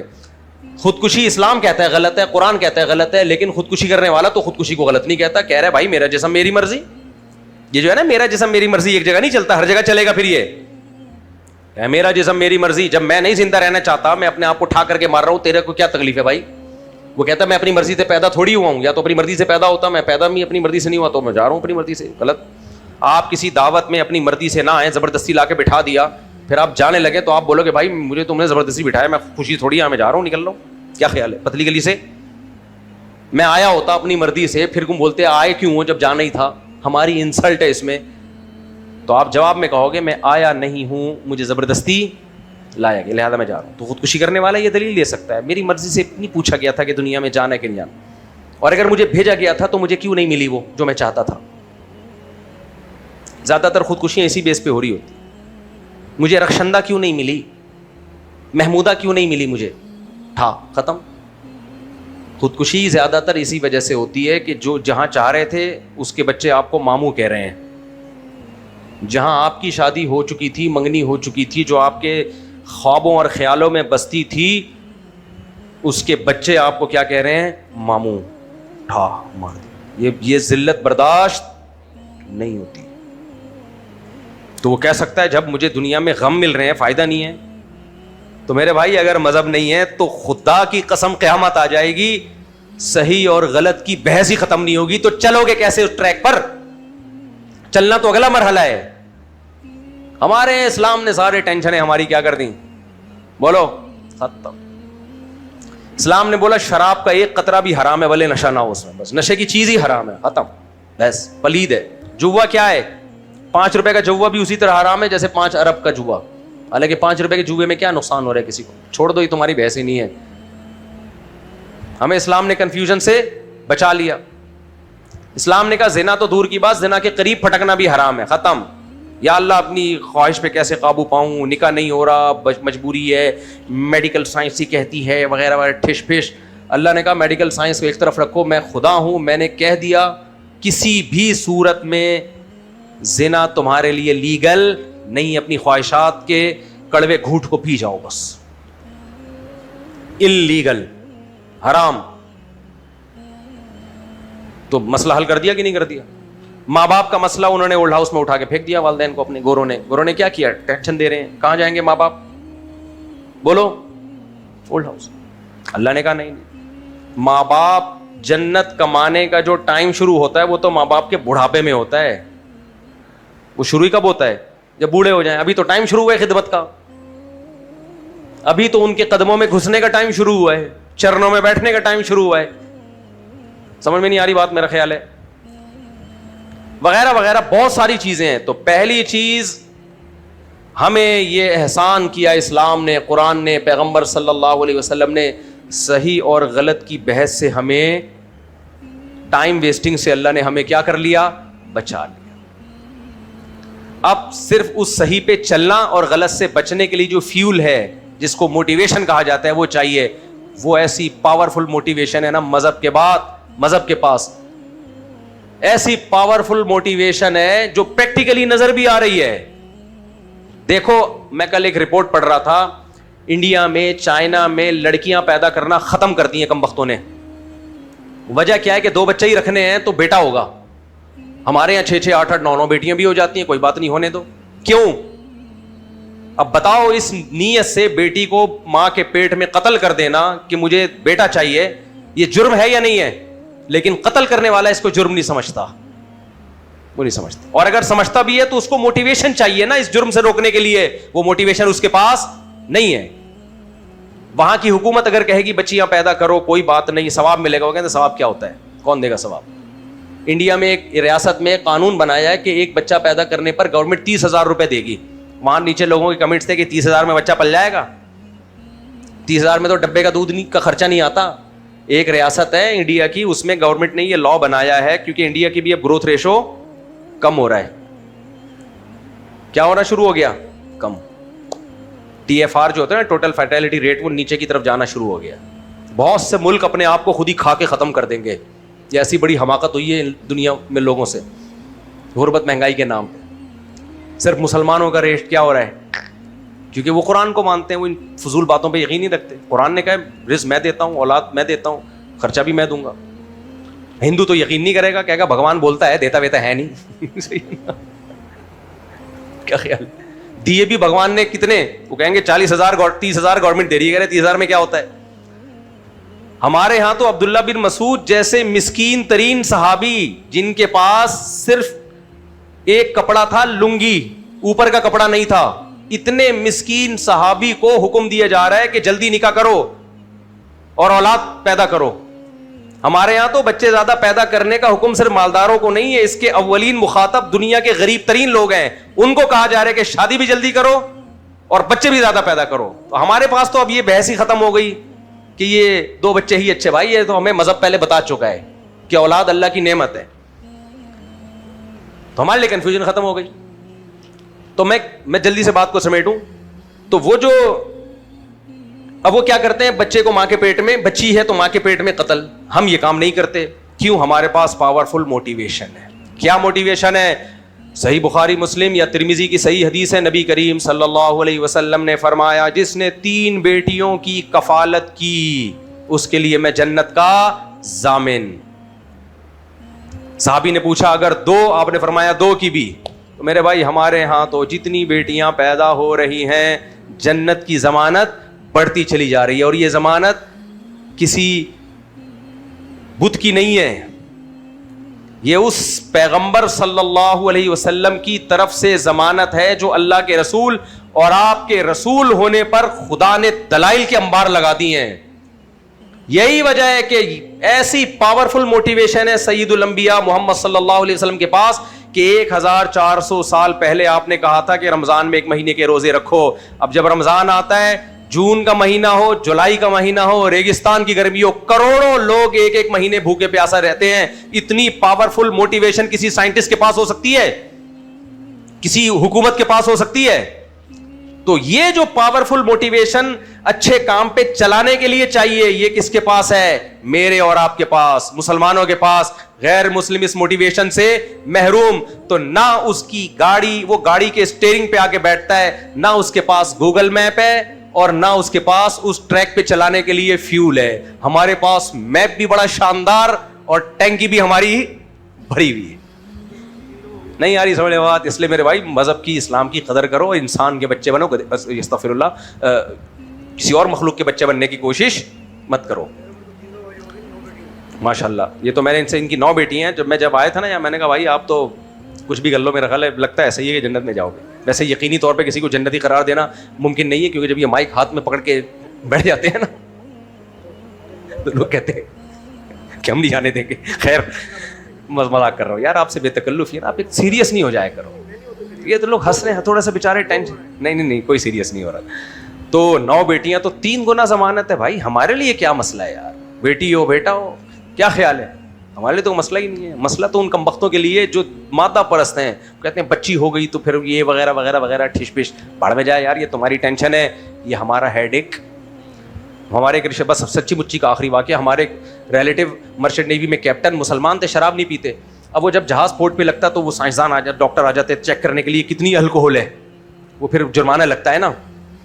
تو کہہ رہے ہیں کہ وہ سارے پریشان ہوتے تھے، الکوہول اتنی نہ ہو، یہ وغیرہ وغیرہ، کہہ رہے ہیں ہم بیٹھے ہوتے تھے بھائی ہم پیتے ہی نہیں ہیں، تو ہمیں یہ ٹینشن ہی نہیں ہے کہ الکوہول کی مقدار ہماری باڈی میں ضرورت سے زیادہ ہے یا کم ہے، تو ہم تو پیتے ہی نہیں۔ تو میرے بھائی ہمیں کیا، شراب مہنگی ہو رہی ہے، سستی ہو رہی ہے، کچی شراب پی کے اتنے لوگ مر گئے، پکی شراب پی کے اتنے مردے زندہ ہو گئے، ہمیں یہ ٹینشن ہے ہی نہیں۔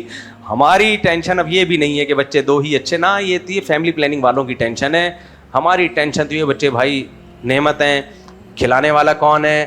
اللہ ہے، پلانے والا کون ہے؟ اللہ ہے۔ اور اگر کبھی غربت آ جائے، پیٹ میں روٹی نہ ہو کھلانے کے لیے، یہ بھی ٹینشن نہیں ہے۔ ہمارے نبی کو تو ایک وقت روٹی، کبھی زندگی میں 2 وقت پیٹ بھر کے آپ نے کھایا ہی نہیں ہے، بلکہ کیا ہے، نبی نے فرمایا جب بھوکے ہوں گے صبر کا ثواب لیں گے، پیٹ بھرا ہوا ہوگا کیا کریں گے؟ شکر کا ثواب لیں گے۔ تو ٹینشن تو ان غیر مسلموں کے لیے جو خودکشیاں کر رہے ہیں، سوئٹزرلینڈ میں رہ کے خودکشیاں کر رہے ہیں کمبخت، ہم انڈا بورڈ پہ آرام سے زندگی گزار رہے ہیں، اللہ ہمیں زندگی گزار رہے ہیں، عاملوں کو گالیاں دے رہے ہیں، یہ خوشی ہے تبھی تو گالیاں دیتے ہیں، الحمدللہ۔ اللہ تعالیٰ عمل کی توفیق عطا فرمائے۔ مفتی صاحب میرا سوال یہ ہے کہ جیسے لوگ جو حج کرنے کے لیے جاتے ہیں اور وہاں اللہ کے نبی صلی اللہ علیہ وسلم نے خود حدود مقرر کی تھیں کہ یہ عرفات ہے اور یہ مزدلفہ ہے اور یہ منی ہے، باقاعدہ حدود ہیں، وہ نشان بھی لگے ہوئے ہیں جی، لیکن اکثریت لوگ جو ہے نا جب بغیر سیکھے جاتے ہیں تو وہ عرفات میں نہیں جاتے، کوئی چند قدم پیچھے ہوتا ہے، کوئی 100 قدم پیچھے ہوتا ہے، اس چکر کے اندر کہ جب یہاں سے چھٹی ہوگی مغرب سے پہلے تو ہم جلدی سے جا کے جو ہے نا مزدلفہ میں اپنی جگہ بنا لیں گے۔ جی، تو جن حاجیوں نے وقوف عرفہ نہیں کیا، اس کی حدود میں نہیں گئے، آیا ان کا حج ہوگا؟ کیونکہ وقوف عرفہ جو ہے وہ رکن اعظم ہے، اور وہ اس میں ایک بات اور بھی ہے، یہ بھی کارگزاریاں پہلے آئیں کہ تبلیغ والے تو ہر جگہ محنت کرتے ہیں، تو وہ جماعت بنا کے جو جاتے ہیں وہاں مینا، تو وہ جا کے ان کو دعوت دیتے ہیں کہ آپ یہاں غلط بیٹھے ہوئے ہیں، آپ چند قدم آگے آ جائیں۔ وہ کہتے ہیں یار آپ وہاں بھی پیچھے نہیں چھوڑتے، یہاں بھی آ گئے، یعنی بجائے اس کے کہ ان کی بات مانیں، اپنے حج کو کامیاب کریں، اور ان کو یہ کہہ کے وہ چپ کر دیتے ہیں۔ کیونکہ آیا میں یہ پوچھنا چاہ رہا ہوں کہ جنہوں نے وقوف عرفہ نہیں کیا، دیکھیں حج کے 2 بنیادی رکن ہیں، وقوف عرفہ اور طواف زیارت۔ طواف زیارت جب تمام ارکان سے فارغ ہو جاتے ہیں تو آخر میں جو بقرعید کے دنوں میں طواف ہوتا ہے وہ اصل طواف ہے حج کا۔ تو یہ دونوں میں سے کوئی ایک بھی چھوٹ گیا تو حج نہیں ہوگا، باقی کچھ بھی چھوٹ جائے اس کی تلافی دم سے ہو سکتی ہے، لیکن عرفہ میں اگر جو جگہ نبی صلی اللہ علیہ وسلم نے میدان عرفات کے لیے متعین کی ہے وہ وہیں پر وقوف عرفہ کرنا پڑے گا۔ اگر کسی نے وہاں نہیں کیا، اس کے ساتھ والی زمین پہ کر لیا تو نہیں ہوگا حج۔ یہ وقوف عرفہ اور طواف زیارت، یہ 2 چیزوں کی تلافی نہیں ہو سکتی، یہ کرنی ہی پڑیں گی۔ جی، احرام سے فارغ ہو جائے گا؟ احرام سے تو جب وقوف عرفہ ہی نہیں کیا تو احرام سے تو فارغ ہو جائے گا، جو احرام توڑ دے گا حج ہی نہیں ہوگا نا، باطل ہو جائے گا اس کا حج۔ اچھا بھائی ٹھیک، جزاک اللہ۔ اور آج میں پہلے یہاں سے چلو یار پڑھ لیتے ہیں۔ مفتی صاحب کبھی اپنی مدرسے لائف میں کوئی ایسی شرارت کی ہو جو آج تک یاد ہو اور آپ پڑھیں گے؟ کہہ رہے ہیں کوئی شرارت. ابھی لوگ دینی مسائل سننے کے لیے آتے ہیں, شرارتیں سننے کے لیے تو نہیں آتے نا بھائی. مدرسے کی لائف میں تو ہم بڑے ہو گئے تھے, 18 سال کے تھے جب مدرسے گیا ہوں میں. شرارتیں کی عمر تو بچپن کی ہوتی ہے. 18 سال میں تو گورنمنٹ بھی ماننے لگی ہے کہ بندہ بالغ ہو جاتا ہے, وہ تو پہلے ہی آتا ہے. آپ کے تمام بیان بڑے غور سے سنتا ہوں, پوری کوشش کرتا ہوں کہ آپ کو فالو کروں. آپ کی طرح شادیاں بھی کر رکھی ہیں. کچھ دن پہلے میری آپ سے ملاقات ہوئی تھی, مجھے دیکھ کے آپ نے کہا تھا آپ تو کوئی عامل لگ رہے ہیں. عاملوں کے بارے میں میری سوچ بھی آپ کی طرح ہے. اس دن آپ نے مجھے عامل کہا تو میرے لیے کسی گالی سے کم نہ تھا. الحمدللہ لوگوں کا ذہن بن گیا کہ کسی کو عامل کہو تو ان کو وہ گالی محسوس ہوتی ہے. یہ زندگی کا ایک بہت بڑا گول تھا, میں الحمدللہ میں نے حاصل کر لیا. کسی کو عامل بولو تو وہ غصہ کر رہا ہے کہ مجھے گالی کیوں دے دی. بہرحال میں معذرت چاہتا ہوں, میں آئندہ آپ کو عامل نہیں بولوں گا اگر آپ عامل نہیں ہیں تو. اتنی بڑی گالی سے میں انشاءاللہ پرہیز کروں گا. اچھا, تو اوروں کو بھی لگ رہا ہوگا, برائے مہربانی مجھے ایک نظر ڈالیں اور بتائیں اب تو عامل نہیں لگ رہا. کہاں ہے بھائی؟ نہیں, آپ عامل ہیں, آپ عامل نہیں ہیں. ٹھیک ہے, اب کلیئر ہو گیا نا.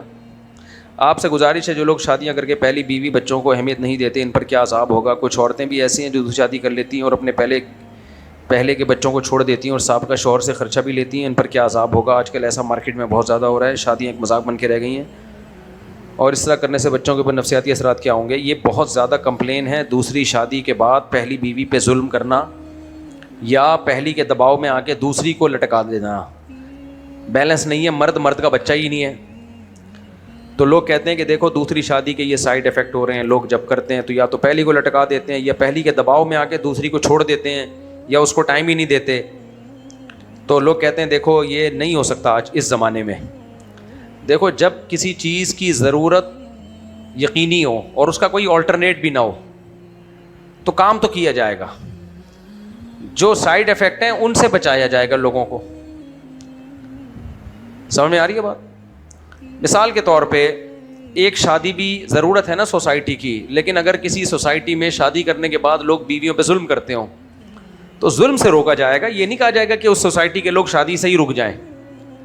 2 شادیوں کی ضرورت سوسائٹی میں اتنی ہے کہ اتنی لڑکیاں, اتنی بیوہ کنواری عورتیں, کچھ زندگیاں تباہ ہو رہی ہیں, زنا کی طرف جا رہی ہیں. وہ اگر سوسائٹی میں اس کو پروموٹ نہیں کیا زنا بے تحاشا پھیلے گا اور پورا فیملی سسٹم تباہ و برباد ہو جائے گا.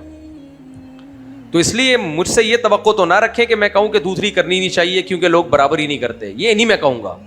ہاں یہ ضرور کہوں گا کہ جو کم بخت برابری نہیں کر رہے وہ اللہ کے عذاب کے لیے تیار ہو جائیں. نبی اس کی صحیح حدیث ہے کہ جس کی 2 بیویاں تھیں عدل نہیں کیا آدھا دھڑ فالج زدہ ہوگا قیامت کے دن اس کا. تو شادی تو کرنی ہے لیکن مرد کا بچہ بن کے بنو کرو یار. جب کر لیے پہلا سسرال کیا اکھاڑ لے گا آپ کا. وہ دھمکیاں دے رہا ہے, لوگ آتے ہیں میرے پاس وہ دباؤ ڈال رہے ہیں, بھائی جو اکھاڑنا ہے ان سے بولو اکھاڑ لو, میں نے کر لی ختم. اور میں اس کو بھی ٹائم دوں گا, پراپر باریاں دوں گا, اس کی رات میں ادھر جاؤں گا. کوئی دباؤ میں آنے کی ضرورت نہیں ہے. جو اپنا کما رہا ہے نا اس کو کسی قسم کا کوئی دباؤ لینے کی ضرورت نہیں ہے. اور یہ ایک بات خوب اچھی طرح سمجھ لو, اللہ کرے یہ آپ کی کھوپڑی میں آ جائے, اللہ کرے بہت سے لوگوں کی زندگیاں بن جائیں گی. میری یہ بات اگر مان لو, نہ کسی بھی انسان کو کبھی اپنی مجبوری نہ بناؤ, چاہے وہ بیوی ہو, چاہے وہ شوہر ہو, چاہے وہ بچے ہوں. مجبوری نہ بناؤ, کیونکہ انسان پھر آپ کی مجبوری سے کھیلنا شروع کر دیتا ہے. اگر آپ نے اولاد کو مجبوری بنا لیا تو اگر بیوی شرارتی ہوگی, اچھی ہوگی تو وہ تو بہت محبت کرے گی. شرارتی ہوگی, بچوں کو آپ کی کمزوری سمجھ کے آپ کو لٹو کی طرح نچائے گی وہ, کیونکہ اس کو پتا ہے اس کے بچے میرے بچے اس کی کمزوری ہیں, یہ مجھے چھوڑے گا تو میں بچے لے کے غائب ہو جاؤں گی, تو یہ زندگی. تو وہ کیا کرتی ہے شرارتی عورتیں, سب عورتیں ایسی نہیں ہوتی, وہ اسی کو بنیاد بنا کر آپ کو اتنا ٹارچر کرے گی, بعد میں بھی چھوڑنا ہے آپ نے اس کو, کیونکہ بڑھاپا تو آپ کا گیا, وہ بچوں کو ویسے ہی باغی بنا دے گی آپ کا. آج جو وفا کر رہے ہو نا وہ اس نے باغی بنانا ہے. تو اس لیے نہ میرے بھائی بچوں کو اپنی کمزوری سمجھو, نہ بیوی کو کمزوری. اسی طرح مرد شرارتی ہے, بیسک حقوق ہی ادا نہیں کر رہا ہے. خواتین اس چکر میں کہ میرے بچے ہیں, ایکچولی میرے بچے رل جائیں گے. بھائی ایک حد تک تو مرد کو برداشت کیا جائے گا, میاں بیوی پورے سیدھے کوئی بھی نہیں ہوتا, ایک لمٹ ہے اس کی. یہ نہیں کہ لامحدود برداشت بچوں کی خاطر, نہیں بھائی نہیں, کوئی بات نہیں. کیونکہ اس ایسے گھرانے میں بچے رہ کے بھی بربادی ہوتے ہیں. جب یہاں تک نوبت پہنچ جائے نا, بچوں نے ویسے ہی برباد ہونا ہے بعد میں, یہ ذہن میں رکھو. یا تو ماں کے باغی ہو جائیں گے یا باپ کے باغی ہو جائیں گے, باپ کے یا دونوں کے باغی ہو جائیں گے. وہ ویسے ہی ٹاٹا بائی بائی کر کے نکل لیں گے کہ اب گھر میں یہی ماحول چل رہا ہے تو وہاں کہاں سے انسان کے بچے بنیں گے. تو نہ عورت کو چاہیے کہ مرد کو یا بچوں کو اپنی مجبوری سمجھے. بہت سی خواتین کیا کرتی ہیں, کم عمری میں طلاق ہو گئی یا بیوہ ہو گئی, بچے ہیں, شادی نہیں کر رہی کہ میرے بچے نہ رول جائیں. بھائی ان بچوں نے کل بڑے ہو کے اپنے پاؤں پہ کھڑے ہونا ہے, یہ شادی کریں گے, یہ آپ کو ٹاٹا بائی بائی کر کے چلے جائیں گے. ان کی وجہ سے اپنی زندگی تباہ نہ کرو. آپ کہہ سکتے ہو لو بھائی یہ تو بچوں کے لیے قربانی نہ ہوئی. میں نے کہا بچے ویسے بھی جائیں گے, صحیح ہے نا. آپ اپنا گھر بساؤ اور ان کی بھی کیئر کی کوشش کرو جتنی آپ کے اختیار میں ہے, کیونکہ زندگیاں برباد ہوئی ہیں لوگوں کی یہ سوچ سوچ کے بچے نہیں ہو جائے تو. ایک کیس میرے سامنے آیا, اس کی بیوی بد اخلاق تھی, شرارتی تھی. سب عورتیں ایسی نہیں ہوتی, اس کی تھی. ایک تو نیچے عورتیں نا بہت توے پہ بیٹھ کے کمنٹ شروع کر دیتی ہیں عورتوں کے خلاف. بھائی میں آپ کے خلاف تھوڑی بول رہا ہوں, ایک کیس ایسا ہو گیا تو اس کے خلاف بول رہا ہوں نا. اور سے مردوں کے بھی تو کیس آئے ہیں, مرد 2 نمبر نکلے تو میں نے عورت کو مشورہ دیا اس سے طلاق لو, جان چھوڑاؤ اس کمبخت سے. تو ہر ایک کے ہو جاتا ہے. مرد بھی بعض دفعہ خراب ہوتے ہیں, بعض دفعہ عورت خراب ہوتی ہے. تو اس بندے نے, خراب بیوی تھی, وہ بد اخلاق تھی, بچوں یعنی بس لالچی ہوتی ہے نا شوہر سے کو نچوڑنا. اب اس بندے کی ایک بیٹی تھی, اس بیٹی کی خاطر اس نے اس بد اخلاق بیوی کو برداشت کیا. نتیجہ کیا نکلا, بیٹی نے ویسے ہی بچی, ماں نے بیٹی کو ویسے ہی باپ کے خلاف کر دیا. وہ چرب زبانی سے کر دیتی ہیں. اب وہ کہہ رہا ہے کہ جس بیٹی کے لیے میں نے اس بد اخلاق بیوی کو برداشت کیا, وہ بیٹی تو اس سے بھی زیادہ لمبی زبان کی ہے, اور وہ جتنی مجھے ٹینشن دے رہی ہے اتنی تو اس نے ٹینشن نہیں دی ہے. تو اس لیے ہم گراؤنڈ ریئلٹی کو دیکھ کے چلیں گے. خام خواہ میں احمقوں کی جنت میں رہنے کا ہمیں حکم نہیں ہے. ہمارے ہاں خانقاہوں میں اکثر ایک واقعہ سنایا جاتا ہے کہ مرزا مظہر جانے جانا رحمۃ اللہ علیہ کی بیوی بد اخلاق تھی, اور ایک دن ان کا مرید ملنے کے لیے ان کے گھر پہ گیا. پوچھا کہ شیخ صاحب کہاں ہیں, تو بیوی دروازے پہ ہی چیخنا شروع ہو گئی کہ وہ پیر ویر نہیں ہوتا, 2 نمبر ہے اور ایسا اور ویسا ہے. تو مرید کو بڑا غصہ آیا کہ میرے پیر کے بارے میں اتنا سخت رویہ, اتنی بد اخلاق عورت اتنے بڑے بزرگ کے بارے میں. اب بیوی دیکھو ایسی باتیں کر رہی ہے. تو وہ جنگل میں گیا, دیکھا مرزا مظہر جانے جانا یہ کوئی اور بزرگ تھے, وہ شیر پہ بیٹھے ہوئے ہیں. تو انہوں نے پوچھا کہ حضرت یہ شیر اللہ نے آپ کے تابع کر دیا. انہوں نے کہا اسی بد اخلاق بیوی کو میں نے برداشت کیا جس کی وجہ سے اللہ نے یہ شیر میرے تابع کر دیا. تو یہ بتایا جاتا ہے کہ بد اخلاق کو برداشت کرنا چاہیے. اس طرح عورتوں کو بتایا جاتا ہے بد اخلاق شوہر کو برداشت کرو گی تو یہ اجر تمہیں ملے گا کہ شیر تمہارے قابو میں آ جائیں گے. یہ فی نفسی ہی یہ میسج کی حد تک تو یہ بات ٹھیک ہے کہ برداشت ہونی چاہیے. پورا سیدھا دنیا میں نہ آدمی ہوتا ہے اور نہ عورت. چھوٹی چھوٹی لڑائیوں پہ طلاقیں لے لینا, بد اخلاقیوں پہ اونچ نیچ ہر گھر میں ہوتی ہے. پورا سیدھا دنیا میں کوئی ہوتا ہی نہیں ہے, لیکن ایک لمٹ ہوتی ہے. سمجھ میں آ رہی ہے بات؟ ایک لمٹ ہوتی ہے. اتنا زیادہ میاں ٹیڑھا ہے, بات ہی کبھی تمیز سے نہیں کرتا, بنیادی حقوق بھی ادا نہیں کر رہا, اس کو برداشت کرنے کی اسلام میں کہیں بھی فضیلت نہیں ہے.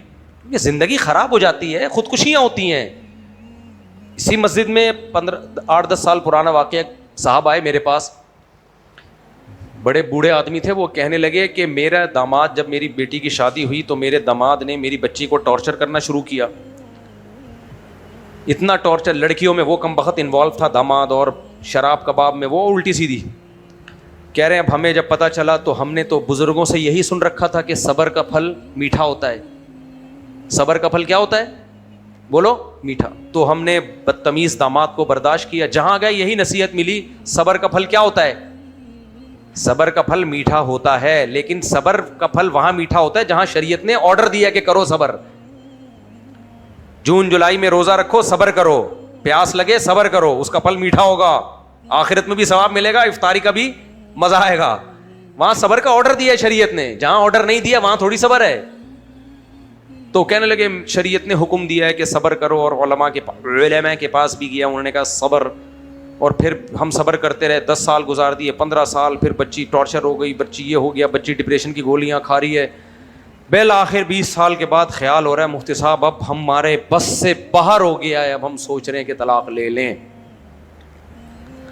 مجھے بڑا افسوس بھی ہوا, غصہ بھی آیا. میں نے کہا یار آپ داڑھی والے آدمی ہیں, آپ سمجھدار آدمی ہیں, آپ کیسی باتیں کر رہے ہو؟ کیوں صبر کیا 20 سال آپ نے؟ اور بچی کو ڈپریشن کا مریض بنا دیا, وہ گولیاں کھا رہی ہے, وہ راتوں کو اٹھ کے چیخیں مارتی ہے, وہ سر دیواروں سے جا کے مار رہی ہے. شادی کون کرے گا اس سے؟ اب کوئی کرے گا شادی؟ میں نے کہا طلاق تو لو, میں اس سے منع نہیں کر رہا, کیونکہ اس سے تو بہتر ہے اکیلے رہ لے. وہ کہہ رہے نہیں ہماری خاندان میں طلاق نہیں ہے, بیٹیاں جاتی ہیں تو طلاق لے کے نہیں آتی, ہمارا پرمپرا اور ہماری. میں نے کہا لے لو خاندان, اب خاندان کیا کہے گا, بیٹی کا بیڑا غرق کر دیا تو بیڑا ہی غرق ہو گیا نا. تو ایسا نہیں ہے میرے بھائی, یہ نہیں ہے یہ والا. اسلام میں قرآن کے الفاظ دیکھو, امساکم بمعروف او تسریح باحسان, اچھے طریقے سے رکھو, نہیں چل رہی تمیز سے علیحدگی اختیار کر لو. میں طلاق کو پروموٹ نہیں کر رہا, جا کے بلا وجہ چھوٹی چھوٹی باتوں طلاقیں نہ شروع کر دیں, آج کل ویسی طلاقیں بہت بڑھ رہی ہیں. لیکن یہ جو سوچ ہے نا کہ ہر قیمت پہ برداشت برداشت برداشت, یہ شریعت کی سوچ نہیں ہے, یہ کچھ اسکالر نے اپنی طرف سے بنا لی ہوگی. اسلام میں ایسا کچھ نہیں ہے. اللہ ہمیں حکم دیتا ہے زمینی حقائق کو سامنے رکھ کے فیصلہ کرو. میں نے کہا آپ نے داماد کو سدھرنے کے لیے سال دیے, 2 سال دیے, کافی ہے. سال یا 2 سال میں نہیں سدھرا, گراؤنڈ ریئلٹی کہہ رہی ہے کہ اب چانس نہیں ہے سدھرنے کا. باقی 1 لاکھوں میں کسی ایک کو اللہ توبہ کی توفیق دے دیں, وہ اللہ کا کام ہے, وہ ہمارا کام نہیں ہے. نہیں آئی سمجھ, ابھی تم لوگ سمجھو گے نہیں. دیکھو آپ کی ایک بیٹی کے لیے کوئی رشتہ لینے کے لیے آیا, آپ نے کہا کیا کرتے ہو, چرس پیتا ہوں. آپ دو گے اس کو رشتہ ہے؟ آپ کو بیٹا چرس پیتے ہو, نکلو. کہتے ہیں نہیں انکل چرس میں توبہ کروں گا, میں چھوڑ دوں گا, میں سچا پکا وعدہ کرتا ہوں شادی ہوتے ہی میں کیا کر دوں گا, چھوڑ دوں گا. آپ بیوقوف ہو گئے تو اپنی بیٹی دے دو گے کہ چل یہ لے لے, بعد میں توبہ کر لینا. احمق اور پرلے درجے کے بیوقوف اگر ہو گئے آپ, کیونکہ ایسے احمق لوگ مارکیٹ میں موجود ہیں کہ اس نے وعدہ کیا تھا چھوڑ دے گا, لہذا ہم اپنی بچی دے رہے ہیں. اور پھر لوگ کہتے ہیں شریعت نے ہمیں اچھا سوچنے کا حکم دیا ہے, شریعت نے ہمیں پازیٹیو سوچنے کا حکم. اور بھائی صاحب شریعت نے معاملات میں 2 نمبری سے بچنے کا حکم دیا ہے. نبی نے فرمایا لا یلدغ المؤمن من جوہر مرتین, مسلمان ایک سوراخ سے 2 دفعہ نہیں ڈسا جا سکتا. ایک شخص پکڑا گیا جاسوسی کرتے ہوئے, نبی نے حکم دیا اس کی گردن اڑا دو. اس نے کہا میری 6 بیٹیاں ہیں, پہلی دفعہ کیا ہے, خدا کی قسم آئندہ نہیں کروں گا جاسوسی, معاف کر دیں. اتنا گڑ گڑایا, پھر بیٹیوں کے حوالے بھی دیے, تو ہو گیا انسان سے. ایک دفعہ آپ نے فرمایا چھوڑ دو اس کو, معاف کر دیا, بچیاں بھی ہیں یتیم ہو جائیں گی, چھوڑ دو. دوبارہ جاسوسی کرتے ہوئے پکڑا گیا تو کہنے لگا یا رسول اللہ اس دفعہ چھوڑ دیں, اب نہیں کروں گا. آپ نے فرمایا لا یلدغ المؤمن من جوہر مرتین, مسلمان ایک سوراخ سے 2 دفعہ نہیں ڈسا جا. اب اگر چھوڑ دیا نا تو اس کا مطلب کیا ہوگا, یہ اپنے ساتھیوں کے ساتھ بے وفائی ہے, ان کی جاسوسی کر کے ان کو قتل کروا رہے ہو. پھر آپ ٹیڑھے داماد کو صبر کر کے برداشت کر رہے ہو, اتنا ٹیڑھا, تو یہ اپنی بیٹی کے ساتھ کیا ہے, ظلم ہے, زیادتی ہے اس کے ساتھ. یہ تو نبی نے اپنے صحابہ کے ساتھ ظلم زیادتی نہیں کی, فرمایا اب تیری گردن اڑائیں گے ہم. یہ تھوڑی کہ اب تو کوئی نقصان ہو جائے گا تو پکڑا جائے گا, تو ہر دفعہ پکڑا تھوڑی آتا ہے جاسوس. تو آپ کے ہاں کوئی چرسی آیا اور کہ میں بعد میں توبہ کر لوں گا, آپ بولیں کہ بھائی توبہ پہلے کر لے پھر آ جانا. اور صرف تیری زبانی توبہ بھی قبول نہیں ہوگی, وہ کہہ کہ دیکھو توبہ تو اللہ قبول کر لیتا ہے, جب میں نے توبہ کر لی ہے تو اللہ بھی قبول کرے, تو آپ کیوں قبول نہیں کریں گے؟ تو آپ اس سے کیا کہیں گے, اللہ دلوں کے حالات جانتا ہے اس لیے وہ قبول کر لیتا ہے, ہم دلوں کے حالات نہیں جانتے. چرسی چرس سے توبہ کر لے, اب تک 100 میں کوئی 1 چرسی کی رپورٹ ہوگی, یا تو وہ چرس چائنا والی پی رہا ہوگا, اوریجنل چرس پی نہیں رہا ہوگا. 99 لوگ توبہ بولو نہیں کرتے, لہذا نکل یہاں سے پتلی گلی سے. ہاں اگر توبہ کر لے اور سال بھر تک تیرے بارے میں ہمیں انکوائری کرتے رہے, 2 سال ہو گئے اب دوبارہ قریب بھی نہیں پھٹکا, یعنی ثبوت مل جائے ہمیں اس کا کہ نہیں پیتا, پھر بھی ڈریں گے کہ یار ایک دفعہ چسکا لگ گیا ہے, ایسا نہ ہو دوبارہ آ جائے. تو میرے بھائی عاملو کل اجانب, جب لوگوں سے معاملات کرو اجنبیوں کی طرح, اس میں خوش گمانیوں کی ضرورت نہیں ہے. تو اسی طرح میرے بھائی اب میاں کا معاملہ ایسا ہے تو بھی بلا وجہ اس کو کھینچنا کہ بچے رول جائیں گے, بچوں کو یہ ہو جائے گا. تم بھی تو کسی کے بچے ہو, اور بچے رولتے زیادہ رولیں گے اس طرح رہنے میں, وہ زیادہ رولتے ہیں. یا تو باپ ان کو ماں کا باغی بناتا ہے یا ماں ان کو باپ کے باغی بناتی ہے. تو وہ جملہ یاد رہے گا, کسی انسان کو کبھی اپنی مجبوری نہ بناؤ, نہ بچوں کو, نہ شوہر کو, نہ بیوی کو. تمیز سے چلے گا تو چلیں گے, نہیں چلے گا کوئی مجبوری نہیں ہماری. ابھی کیا ہوا, ایک صاحب آئے میرے پاس, ان کی رپورٹ تھی بیگم نے اتنی زیادتی کی. آج کل تو خواتین کھلا لے کے نکل لیتی ہیں پتلی گلی سے, بات بات پہ کوٹ پکڑا دیتی ہے, بچے بھی گئے. میں نے کہا ان بچوں کو تو دھکے کھاتا رہے گا ساری زندگی, عدالتوں میں ذلیل ہوگا, تو لکھ کے دے دوں تجھے میں, یہ تجھے پھر بھی نہیں ملیں گے. سمجھ میں آ رہی بات؟ عدالتوں نے جو باپوں کے ساتھ زیادتی ہو رہی ہے نا کورٹ میں, میں نہیں کہہ رہا سوسائٹی میں باپ کے ساتھ زیادتی, سوسائٹی میں تو عورت کے ساتھ بھی زیادتی ہوتی ہے, بعض دفعہ مرد کے ساتھ ہوتی ہے, سوسائٹی میں تو دونوں چیزیں برابر. عدالتوں میں زیادتی اگر ہوتی ہے تو صرف کس کے ساتھ؟ مرد کے ساتھ. وہ دیکھتی نہیں کہ عورت کا قصور ہے یا نہیں ہے. مکمل فیور عدالت کس کو دے گی؟ عورت کو دے گی. بچے بھی اس کو ملیں گے, تربیت بھی اس, آپ کو صرف نچوڑا جائے گا سرنج سے, آپ کا خون نکالا جائے گا, خرچہ آپ دو گے. بہت ذلیل ہوتے ہیں عدالت میں نا, اللہ نہ لے کے جائے کسی کو. اب ہوگا کیا, وہ صاحب آئے کہنے لگے کہ بہت سے لوگوں کے ساتھ یہ ہو سکتا ہے, اس لیے میں پورا بیان ریکارڈ کروا رہا ہوں اس پہ, آپ لوگ کو فائدہ ہو جائے جو یہاں بیٹھے ہوئے ہیں. بیگم صاحبہ چلی گئی کورٹ, یہ پہلے سے تیار رہو اس پڈے کے لیے. کورٹ کرے گی کس کو سپورٹ؟ کیسا شعر ہو گیا.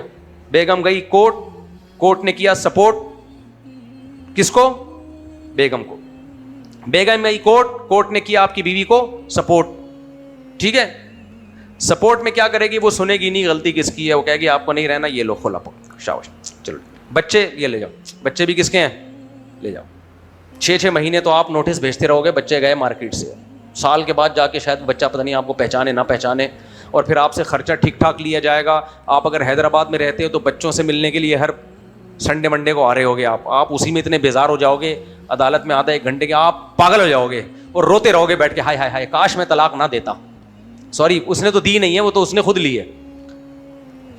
تو ایسے موقع پہ بہت سارے لوگ آتے ہیں, میں رول گیا, میں برباد ہو گیا, میرے بچے بھی گئے. میں نے کہا ابھی تو کچھ نہیں گئے ہیں, جو تیری بیوی ان بچوں کو تیرے خلاف کرے گی نا, ابھی تو چھوٹے ہیں, کورٹ میں مل رہے ہیں, تھوڑا سا بڑا ہونے دے, تیرا گریبان پکڑ کے گھمائیں گے. بہت ہی کوئی خاندانی بچے ہوئے تو شاید یہ کام نہ کریں, کوئی بہت ہی اچھا بلڈ ان میں گیا ہوا ہو, لیکن عام طور پر ایسا ہوتا ہے کہ وہ تیرا گریبان پکڑ کے تجھے گھمائیں گے. اور پتہ ہے کیا بولیں گے؟ تو نے ہماری ماں کے ساتھ کیوں ظلم کیا تھا, حالانکہ وہ خود لے کے گئی ہے. تو نے ہماری ماں کو اتنا مارا تھا, اتنا پیٹتا تھا, کھلاتا نہیں تھا. یہ نہیں کہ آپ لوگ کے ساتھ ہوا نہیں ہے, اللہ کسی دشمن کے ساتھ بھی ایسا نہ کرے. جن کے ساتھ ہوا ہے ان کی حالات, خودکشی کی ہے مردوں نے, کورٹ میں اپنے آپ کو گولیاں ماری ہیں, بعض نے تو کورٹ میں جج کو ہی مار دیا. لیکن ایسی خبریں یہ چھپا لیتے ہیں تاکہ سوسائٹی اس قانون کے خلاف کھڑی نہ ہو. کورٹ میں بھی جج کو گولیاں مارنے کے واقعات ہوئے ہیں, ایسا نہیں کہ آپ جا کے مار دیں, حرام ہے, ناجائز ہے. ایک مثال دے رہا ہوں, اتنا مرد کو تڑپایا ہے, لیکن ایسی خبریں یہ کیا کرتے ہیں؟ دبا دیتے ہیں, کیونکہ اس سے لوگ جوش میں آئیں گے کہ یار اتنا ظلم ہو رہا ہے کہ وہ اتنا اگریسو ہو گیا. تو ایسے موقع پہ پہلی بات تو قانون چینج کروانے کی کوشش کرو, میڈیا پہ اس قانون کے خلاف آواز اٹھاؤ. دوسری, جس کے ساتھ ہو رہا ہے وہ کیا کرے؟ وہ پتہ ہے کیا کرے؟ یہ بیوی بھی کینسل ہو گئی, یہ بچے بھی کیا ہو گئے؟ کینسل. دوبارہ سے ان بچوں کو لینے کی کوشش کرتا رہوں گا, اپنی استطاعت کے بقدر ملتا بھی رہوں گا, جتنی اللہ نے مجھے گنجائش دی ہے خرچہ بھی اٹھانے کی کوشش کرتا رہوں گا. کھوپڑی سے کیا کرو اس کو فارغ. ان میں غیرت ہوئی تو آ جائیں گے, مل لیں گے, موسٹ ویلکم. نہیں ہوئی تو یہ شادی بھی کینسل, یہ بچے بھی کینسل. دوبارہ سے کیا کرو, اب شادی بھی کرو اور بچے بھی پیدا کرو. دوسری والی نے بھی یہ والا کام کر دیا, یہ بھی کینسل ہو گئی. جو چیز آپ کے اختیار میں نہیں ہے اس پہ کیا رونا دھونا یار. دوبارہ رکنا نہیں ہے, اسپیڈ اپنی. کل ایک صاحب آئے ایسے رو رہے, میری بیوی گئی, ہائے میرے بچے گئے. میں نے کہا پاگل ہو گیا, مر جائے گا یار. میں نے کہا کما رہا ہے, کہہ رہے ہاں کما رہا ہو. میں نے کہا سب کینسل ہو گیا, دوبارہ سے شادیوں کا آغاز نئے سرے سے, دوبارہ سے بسم اللہ الرحمن. یہ کینسل ہو گیا. یہ بالکل ایسے ہی ایک آدمی ہوٹل میں گیا, ہوٹل والے سے کہا کہ 10 روٹیاں لے آ. ہوٹل والے نے کہا تو پاگل ہے, 10 روٹیاں کون کھا سکتا ہے. اس نے کہا شرط لگا میں 20 کھا کے دکھاتا ہوں. شرط لگا میں کتنی کھا کے دکھاتا ہوں؟ 20. اس نے کہا ٹھیک ہے 20 کھا لی نا تو اس سے پیسے نہیں لوں گا کھانے کے. اب یہ 20 کھا گیا. اب ہوٹل والے نے سوچا یار اتنا کھانا کھا گیا ہے, میرا تو بیڑا غرق کر دیا, اور پیسے بھی نہیں دے گا. ہوٹل والے نے پھڈا کرنا شروع کیا, تو نے 19 روٹیاں کھائی ہیں, 20 نہیں کھائی ہیں. وہ کہہ رہے نہیں میں نے 20 کھائی ہیں. وہ کہہ رہے نہیں 19 کھائی ہیں. کہہ رہے یہ کینسل, دوبارہ سے کتنی کھاؤں گا؟ 20 کھا کے دکھاؤں گا. اس نے کہا بھائی یہ تو سالے دوبارہ سے 20 کھا سکتا ہے. تو آپ کی اللہ نے کرے پہلی بیوی بھاگ گئی, بچے بھاگ گئے, یہ ہو گیا فلانا ہو گیا. بچے آپ کا خون ہے, کوشش کرو ملتے رہو. جتنی اللہ نے استطاعت دی ہے ان کو دماغ پہ مسلط مت کرو. کورٹ ہمیشہ کس کا ساتھ دے گی؟ عورت کا. دنیا کا ہر قانون کس کا ساتھ دے رہا ہے؟ عورت کا. وہ ظالم مظلوم کی بحث ہی ختم کر دی ہے دنیا نے. یہ لبرل لوگ ہیں نا, لبرل لوگ ہیں, فیمنزم سے متاثر ہیں, ان کو اس سے کوئی غرض ہی نہیں ہے غلطی کس کی ہے نا, بھاڑ میں جائے بس. تو وہ انہیں کو سپورٹ کریں گے. تو اور ابھی آئے ہوئے ہیں ماشاءاللہ, ان میں بھی اکثریت لبرل لوگوں کی ہے. وہ تو ویسے ہی پاگل ہوئے ہوئے, دیکھو 18 سال سے کم عمر بچی اور فلانا ڈمکانا ٹوپی ڈرامے انہوں نے شروع کر دیے ہیں. تو میں نہیں کہہ رہا سارے ان میں خراب ہیں, لیکن بہت سارے. پیپلز پارٹی تو آپ کو پتہ ہے وہ ان میں بھی ہیں ایسے لوگ, بہت زیادہ ہے.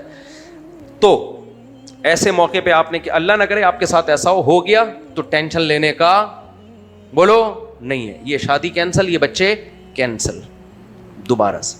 تو کل جو صاحب آئے تھے میرے پاس بیٹھ کے, ان کو اتنی خوشی کر رہا تو میرا تو آپ نے سر سے بوجھ اتار دیا. میں نے کہا بھائی کہہ رہے ہیں یاد آ رہے ہیں. میں نے کہا یاد آئیں گے, آپ کے اختیار میں نہیں ہے تو کیا فائدہ, مر کے ویسے ہی جدا ہو جانا ہے, دوبارہ ریپلیس کرو ان کو.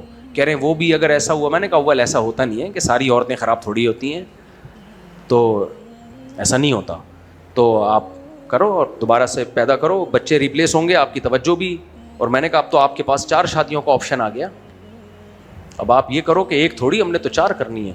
تو میں نے کہا دوبارہ سے, جنہوں نے اس پر عمل کیا وہ سکون میں آ گئے, جنہوں نے عمل نہیں کیا وہ سر مار رہے ہیں دیواروں سے جا کے, ہاتھ میں انہیں کچھ بھی نہیں آ رہا. تو کسی انسان کو اب دوست ناراض ہو جاتا ہے, منہ بنا کے بیٹھے ہوئے, ہائے ہائے میرا بچہ بھاڑ میں جائے, رکھنا ہے رکھ, نہیں رکھنا ہے نکل پتلی گلی سے. ہم نے دل صرف کس کو دینا ہے بھائی. میں نہیں کہہ رہا بیوی سے محبت نہ کرو, محبت الگ چیز ہے, اس کو مجبوری بنا لینا الگ چیز ہے. محبت تو کرنی پڑے گی بھائی, دوستوں سے بھی, بیوی سے بھی, بچوں سے بھی, مجبوری نہ بناؤ. سمجھ میں آ رہی ہے بات. ابا اکثر آتے ہیں میرا بیٹا وراثت مانگ رہا ہے اور یہی کرتا ہے وہ کرتا ہے, مانتا نہیں ہے بات, ٹینشن دے رہا ہے, نشہ کرتا ہے. میں نے کہا تمہارا کھا رہا ہے, تمہارے گھر میں رہ رہا ہے, گیس بجلی کا بل تم دے رہے ہو اور تمہاری فرمانبرداری نہیں کرتا, کک مار کے اس کو گھر سے کک آؤٹ. کہہ رہی نہیں ہائی میری اولاد میرا خون. میں نے کہا پھر ذلیل ہوتے رہو. کیا ہوتے رہو؟ ذلیل ہوتے رہو. جو اولاد باپ سے وراثت مانگنا شروع کر دے نا, یہ انف ہے, انف. اولاد کو تو چاہیے آپ نے ہمیں کھلایا, ہم آپ کو کھلائیں گے, یہ بھی آپ کا ہے, ہمارا مال بھی کس کا ہے؟ آپ کا مال ہے, ہمارا تو ہے ہی کچھ نہیں. ہمارے حضرت کے والد نے وراثت زندگی میں ہی دے دی حضرت کو. اب اللہ کی قدرت کے 90 سال میں شادی کی تو ایک بچہ اور پیدا ہو گیا. نہیں آئی تو پھر تم لوگ نابالغ لوگوں کے سامنے میں نے وہ باتیں شروع کر دی. تو بچہ آپ لوگ کس لیول سے دیکھو. میرے شیخ مفتی رشید احمد صاحب رحمہ اللہ بہت صحت مند تھے ماشاءاللہ. ان کے والد بھی بڑے صحت مند, لدھیانہ کے, پنجاب کے, اونچا قد. تو میرے شیخ کے جو والد تھے نا, انہوں نے 70-75 سال کی عمر میں سوچا کہ چلو اب وراثت بانٹ بوٹ کے فارغ ہوتا ہوں میں. سارے بیٹے بیٹیوں کو بلا کے کیا کر دیا, ہینڈ اوور بھی کر دی. چلو اب ان کی اہلیہ کا انتقال ہو گیا, ہمارے حضرت کے والد کا. تو 80 یا 90, میں نے تو 80 کہا تھا, ان کے کسی بچوں نے بتایا کہ وہ 90 میں ہوا تھا ان کے اولاد. تو 90 سال کی عمر میں اللہ نے اولاد دے دی. سمجھ میں آ رہی بات. پہلے زمانے میں لوگوں کی ہو جاتی تھی, اچھی اوریجنل خوراکیں تھیں, محنت مزدوری کے کام تھے. آج کل تو برگر پہ نہیں ہو سکتا یہ, اور ہوگا بھی تو برگر نکلے گا, کسی کام کا نہیں ہوگا وہ. خیر, تو حضرت کی اولاد ہو گئی. اب جب حضرت کے والد صاحب کے اولاد ہوئی تو انہوں نے کہا میں وراثت تو بالکل بانٹ بوٹ کے ختم کر چکا ہوں, تو اس بچے کا تو کوئی حصہ ہی نہیں ہوگا.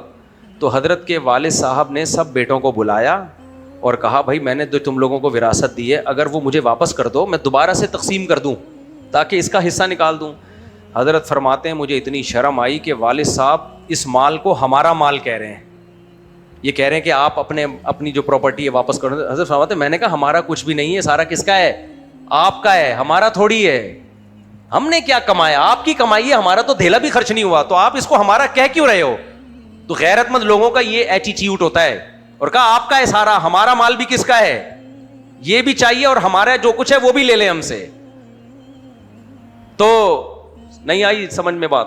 حدیث میں آتا ہے انتا و مالک لی ابی کا, تو اور تیرا مال تیرے باپ کا ہے. یہ نہیں ہے کہ تیرے باپ کا مال تیرا ہے, یہ نا قانون شریعت کا الگ ہے, اخلاقیات الگ ہیں. قانون تو یہ باپ کے مرنے کے بعد بچوں کو مل جائے گا, اخلاقیات کا تقاضا کیا ہے؟ بچے کہیں بھائی ہمارا بھی سب کچھ کس کا ہے؟ باپ کا ہے. تو جو بچہ باپ سے کہے نا مجھے میرا حصہ, تو اس کو تو چماٹ مار کے پتلی گلی سے نکال دو. تیرا کہاں سے آ گیا, تو نے کمایا کیا؟ کہیں اسلام نے کہا, اسلام نے بھی نہیں کہا, اسلام نے مرنے کے بعد کہا ہے, زندگی میں میرا ہے, تیرا کچھ بھی نہیں. ایسی نالائق اولاد, اللہ بچائے ایسی نالائق اولاد سے. اولاد باپ کا دل بڑا جب ہوگا جب اولاد کہے ہم جو کمائیں گے وہ بھی کس کا ہے؟ آپ کا. تو جو اس طرح کے نالائق بچے ہوتے ہیں مجبوری نہ بناؤ ان کو اپنے, بولے چل نکل یہاں سے, بڑا آیا.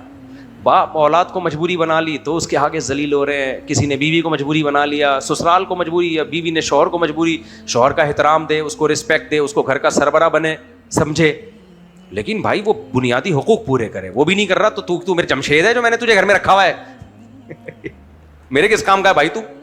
نہ تو کم وقت کماتا ہے, لڑکیوں میں تو انوالو ہوا ہے, نشہ تو کرتا ہے, صرف اس لیے رکھوں گے میرے بچوں کا باپ ہے, چل نکل پتلی گلی سے. تو یہ جملہ یاد رہے گا, کسی انسان کو اپنی مجبوری مت بناؤ, ہم صرف اللہ کے ہیں, اللہ ہماری مجبوری ہے, اللہ کو ہر قیمت پہ ہم نے کیا رکھنا ہے, خوش, اس کا صلہ بھی ملے گا. انسانوں کم وقتوں کو خوش جتنا رکھنے کی کوشش کرو. ایک آدمی نے کہا رشتہ داروں کے سے ملاقات کی دعا, ہر جگہ ہوتا ہے نا اس سے یہ, تو کہتا ہے اس عجیب عجیب چیزیں آتی ہیں بعض دفعہ شارٹ کلپ میں, بڑے کام کی ہوتی ہیں. کہتے ہیں رشتہ داروں سے ملاقات کی دعا, السلام علیکم مطلب پرستو, ٹھیک ہے, رشتہ داروں سے ملاقات کی دعا کیا ہے, السلام علیکم, او مطلب پرستو. انسان کو انسان خوش رکھنے میں زمین آسمان ایک کر دے, انسان نے خوش نہیں ہونا ہے. وہ پھر بھی نہ, وہ اللہ کی ناشکری کر رہے ہیں, میں اور آپ کس کھیت کی مولی ہیں, خدا کو نہیں مان رہے, تو وہ کہاں انسان شکر کرے گا. اپنے اللہ کا حکم سمجھ کے حقوق ادا کرو لوگوں کے, بس امیدیں انسانوں سے مت لگاؤ. جو انسانوں سے امیدیں لگاتا ہے ذلیل اور رسوا ہونے کے علاوہ اسے کچھ بھی حاصل نہیں ہوتا. چلو بھائی اب آپ سوال پوچھیں. جی میرے بھائی مائک تھوڑا قریب کر لیں. السلام علیکم مفتی صاحب, امید ہے آپ خیریت سے ہوں گے. الحمدللہ. میرے ذہن میں ایک سوال ہے, اس سے پہلے بھی تھوڑا انٹروڈیوس کراؤں اپنے آپ کو. جی جی, آپ مائک کیوں منہ سے ہٹا رہے ہو؟ ضلع قمبر شہداد کوٹ سے تعلق رکھتا ہوں. کہاں سے؟ قمبر شہداد کوٹ. کڑا ہوئے شہداد پور. جی جی جی ٹھیک, شہداد کوٹ. ٹھیک, ہاں آگے بولیں. جی ہمارے علاقے میں لاڑکانہ میں عید کے دنوں میں ایک واقعہ پیش آیا کہ قادیانی جو ہے, ہمیں معلوم ہے, سب مسلمانوں کو معلوم ہے کہ ان کا دائرہ اسلام میں بالکل بھی نہیں ہے, وہ دائرہ اسلام سے خارج ہیں. جی, وہ سرے عام دین اسلام کی شاعر اسلام سے وہ شعر شاعر کر رہے تھے, وہ قربانی کر رہے تھے. تو ہمارے JUI والوں نے ان کو روکا, تو اس کے رد عمل میں بہت سے سیکولر, لبرل, ایتھیسٹ, ملحد لوگ جو ہے وہ ان کی وکالت کرنے آئے. تو بہت سے لوگوں نے علماء کی کارٹون وغیرہ بنائے, ان کے اوپر تنقید کی. تو اس سلسلے میں اصل میں جو سیکولر لبرل عرض پورا, تو اس سلسلے میں ہمیں اسلام کیا کہتا ہے کہ ان کو کن کن چیزوں کی جو ہے تو کھلی چھوٹ ہے وہ کرتے جائیں. نہیں جی, سیکولر لوگ تو نا ضرورت سے زیادہ براڈ مائنڈیڈ بنتے ہیں. ان کے تو براڈ مائنڈیڈ اتنے زیادہ ہیں کہ کسی خاتون کسی کے ساتھ بھاگ گئی, کوئی بات نہیں, ان کا پرسنل معاملہ ہے وغیرہ وغیرہ. تو ان میں تو غیرت, حمیت سب ختم ہو گیا. بھائی قادیانی عام کافروں کی طرح نہیں ہے. کوئی مسیحی اگر اپنی مذہبی رسومات کر رہا ہے کرنے دو اس کو, کیونکہ وہ یہ نہیں دھوکہ دے رہا کہ یہ اسلام ہے, وہ صاف بتا رہے کہ بھائی یہ اسلام نہیں ہے, کرسچینٹی ہے. قادیانی جھوٹے نبی کو نبی مانتے ہیں, نبی کریم صلی اللہ علیہ وسلم کو آخری نبی نہیں مانتے, اور اس گڑے ہوئے مذہب کو منسوب اسلام کی طرف کر رہے ہیں. بھائی آپ اپنا لیبل چینج کرو. لہذا آپ کو اسلام کا لیبل لگا کے آپ کو نہ قربانی کرنی دی جائے گی, نہ کھلے عام نماز پڑھنے دی جائے گی. اسلام کا لیبل دیکھو, کمپنیاں یہ جو لبرل لوگ کہتے ہیں نا کہ ان بھائی کا سوال یہی ہے کہ قادیانیوں نے ہمارے علاقے میں قربانی کی, عید کی نمازیں پڑھی, تو علماء JUI کے علماء کھڑے ہو گئے, انہوں نے بہت مخالفت کی, تو سیکولر لبرل لوگ مولویوں کے خلاف ہو گئے کہ یہ مولوی براڈ مائنڈیڈ نہیں ہے. بھائی کوئی کمپنی اپنا لوگو استعمال کرنے دیتی ہے کسی کو؟ ان کمبختوں سے بولو کہ تم کسی کمپنی کو چلا رہے ہو نا, تو کسی کو پروڈکٹ بیچنے دو اپنا لوگو استعمال کروا کے, وہی پروڈکٹ بیچے. وہ کبھی بھی براڈ مائنڈیڈ نہیں بنیں گے, کہیں گے نہیں نہیں نہیں ہمارا نام کیوں استعمال کر رہے ہو, اپنے نام سے بیچو. تو ایسے ہی اسلام کہتا ہے کہ اسلام کا لیبل کسی غیر مسلم کو اسلام کا لیبل لگا کے اسلامی رسومات ادا کرنے کی اجازت نہیں ہے. اس سے کنفیوژن پیدا ہوتی ہے, لوگ قادیانیت کو بھی اسلام سمجھنا شروع کر دیتے ہیں. تو اس لیے پاکستان میں قانون بھی ہے کہ کوئی قادیانی شاعر اسلام کا اظہار نہیں کر سکتا. وہ عبادتیں جو اسلام کے ساتھ خاص ہیں, قادیانی انڈور کر سکتے, اس کو آؤٹ ڈور نہیں کر سکتے. گھر کے اندر تو نہیں گھس کے دیکھا جا سکتا نا کون کیا کر رہا ہے. تو اس لیے اس پہ JUI والوں نے آواز اٹھائی ہے, تو اس پہ سب کو ان کے دست و بازو بننا چاہیے. اور کسی قیمت پہ ہم قادیانیوں کو نہ بقرعید کی قربانی کرنے دیں گے اور نہ ان کو عید کی نماز پڑھنے دیں گے. ایسی کی تیسی سوال ہی پیدا نہیں ہوتا. ہمارے دینی غیرت اور حمیت کا معاملہ ہے.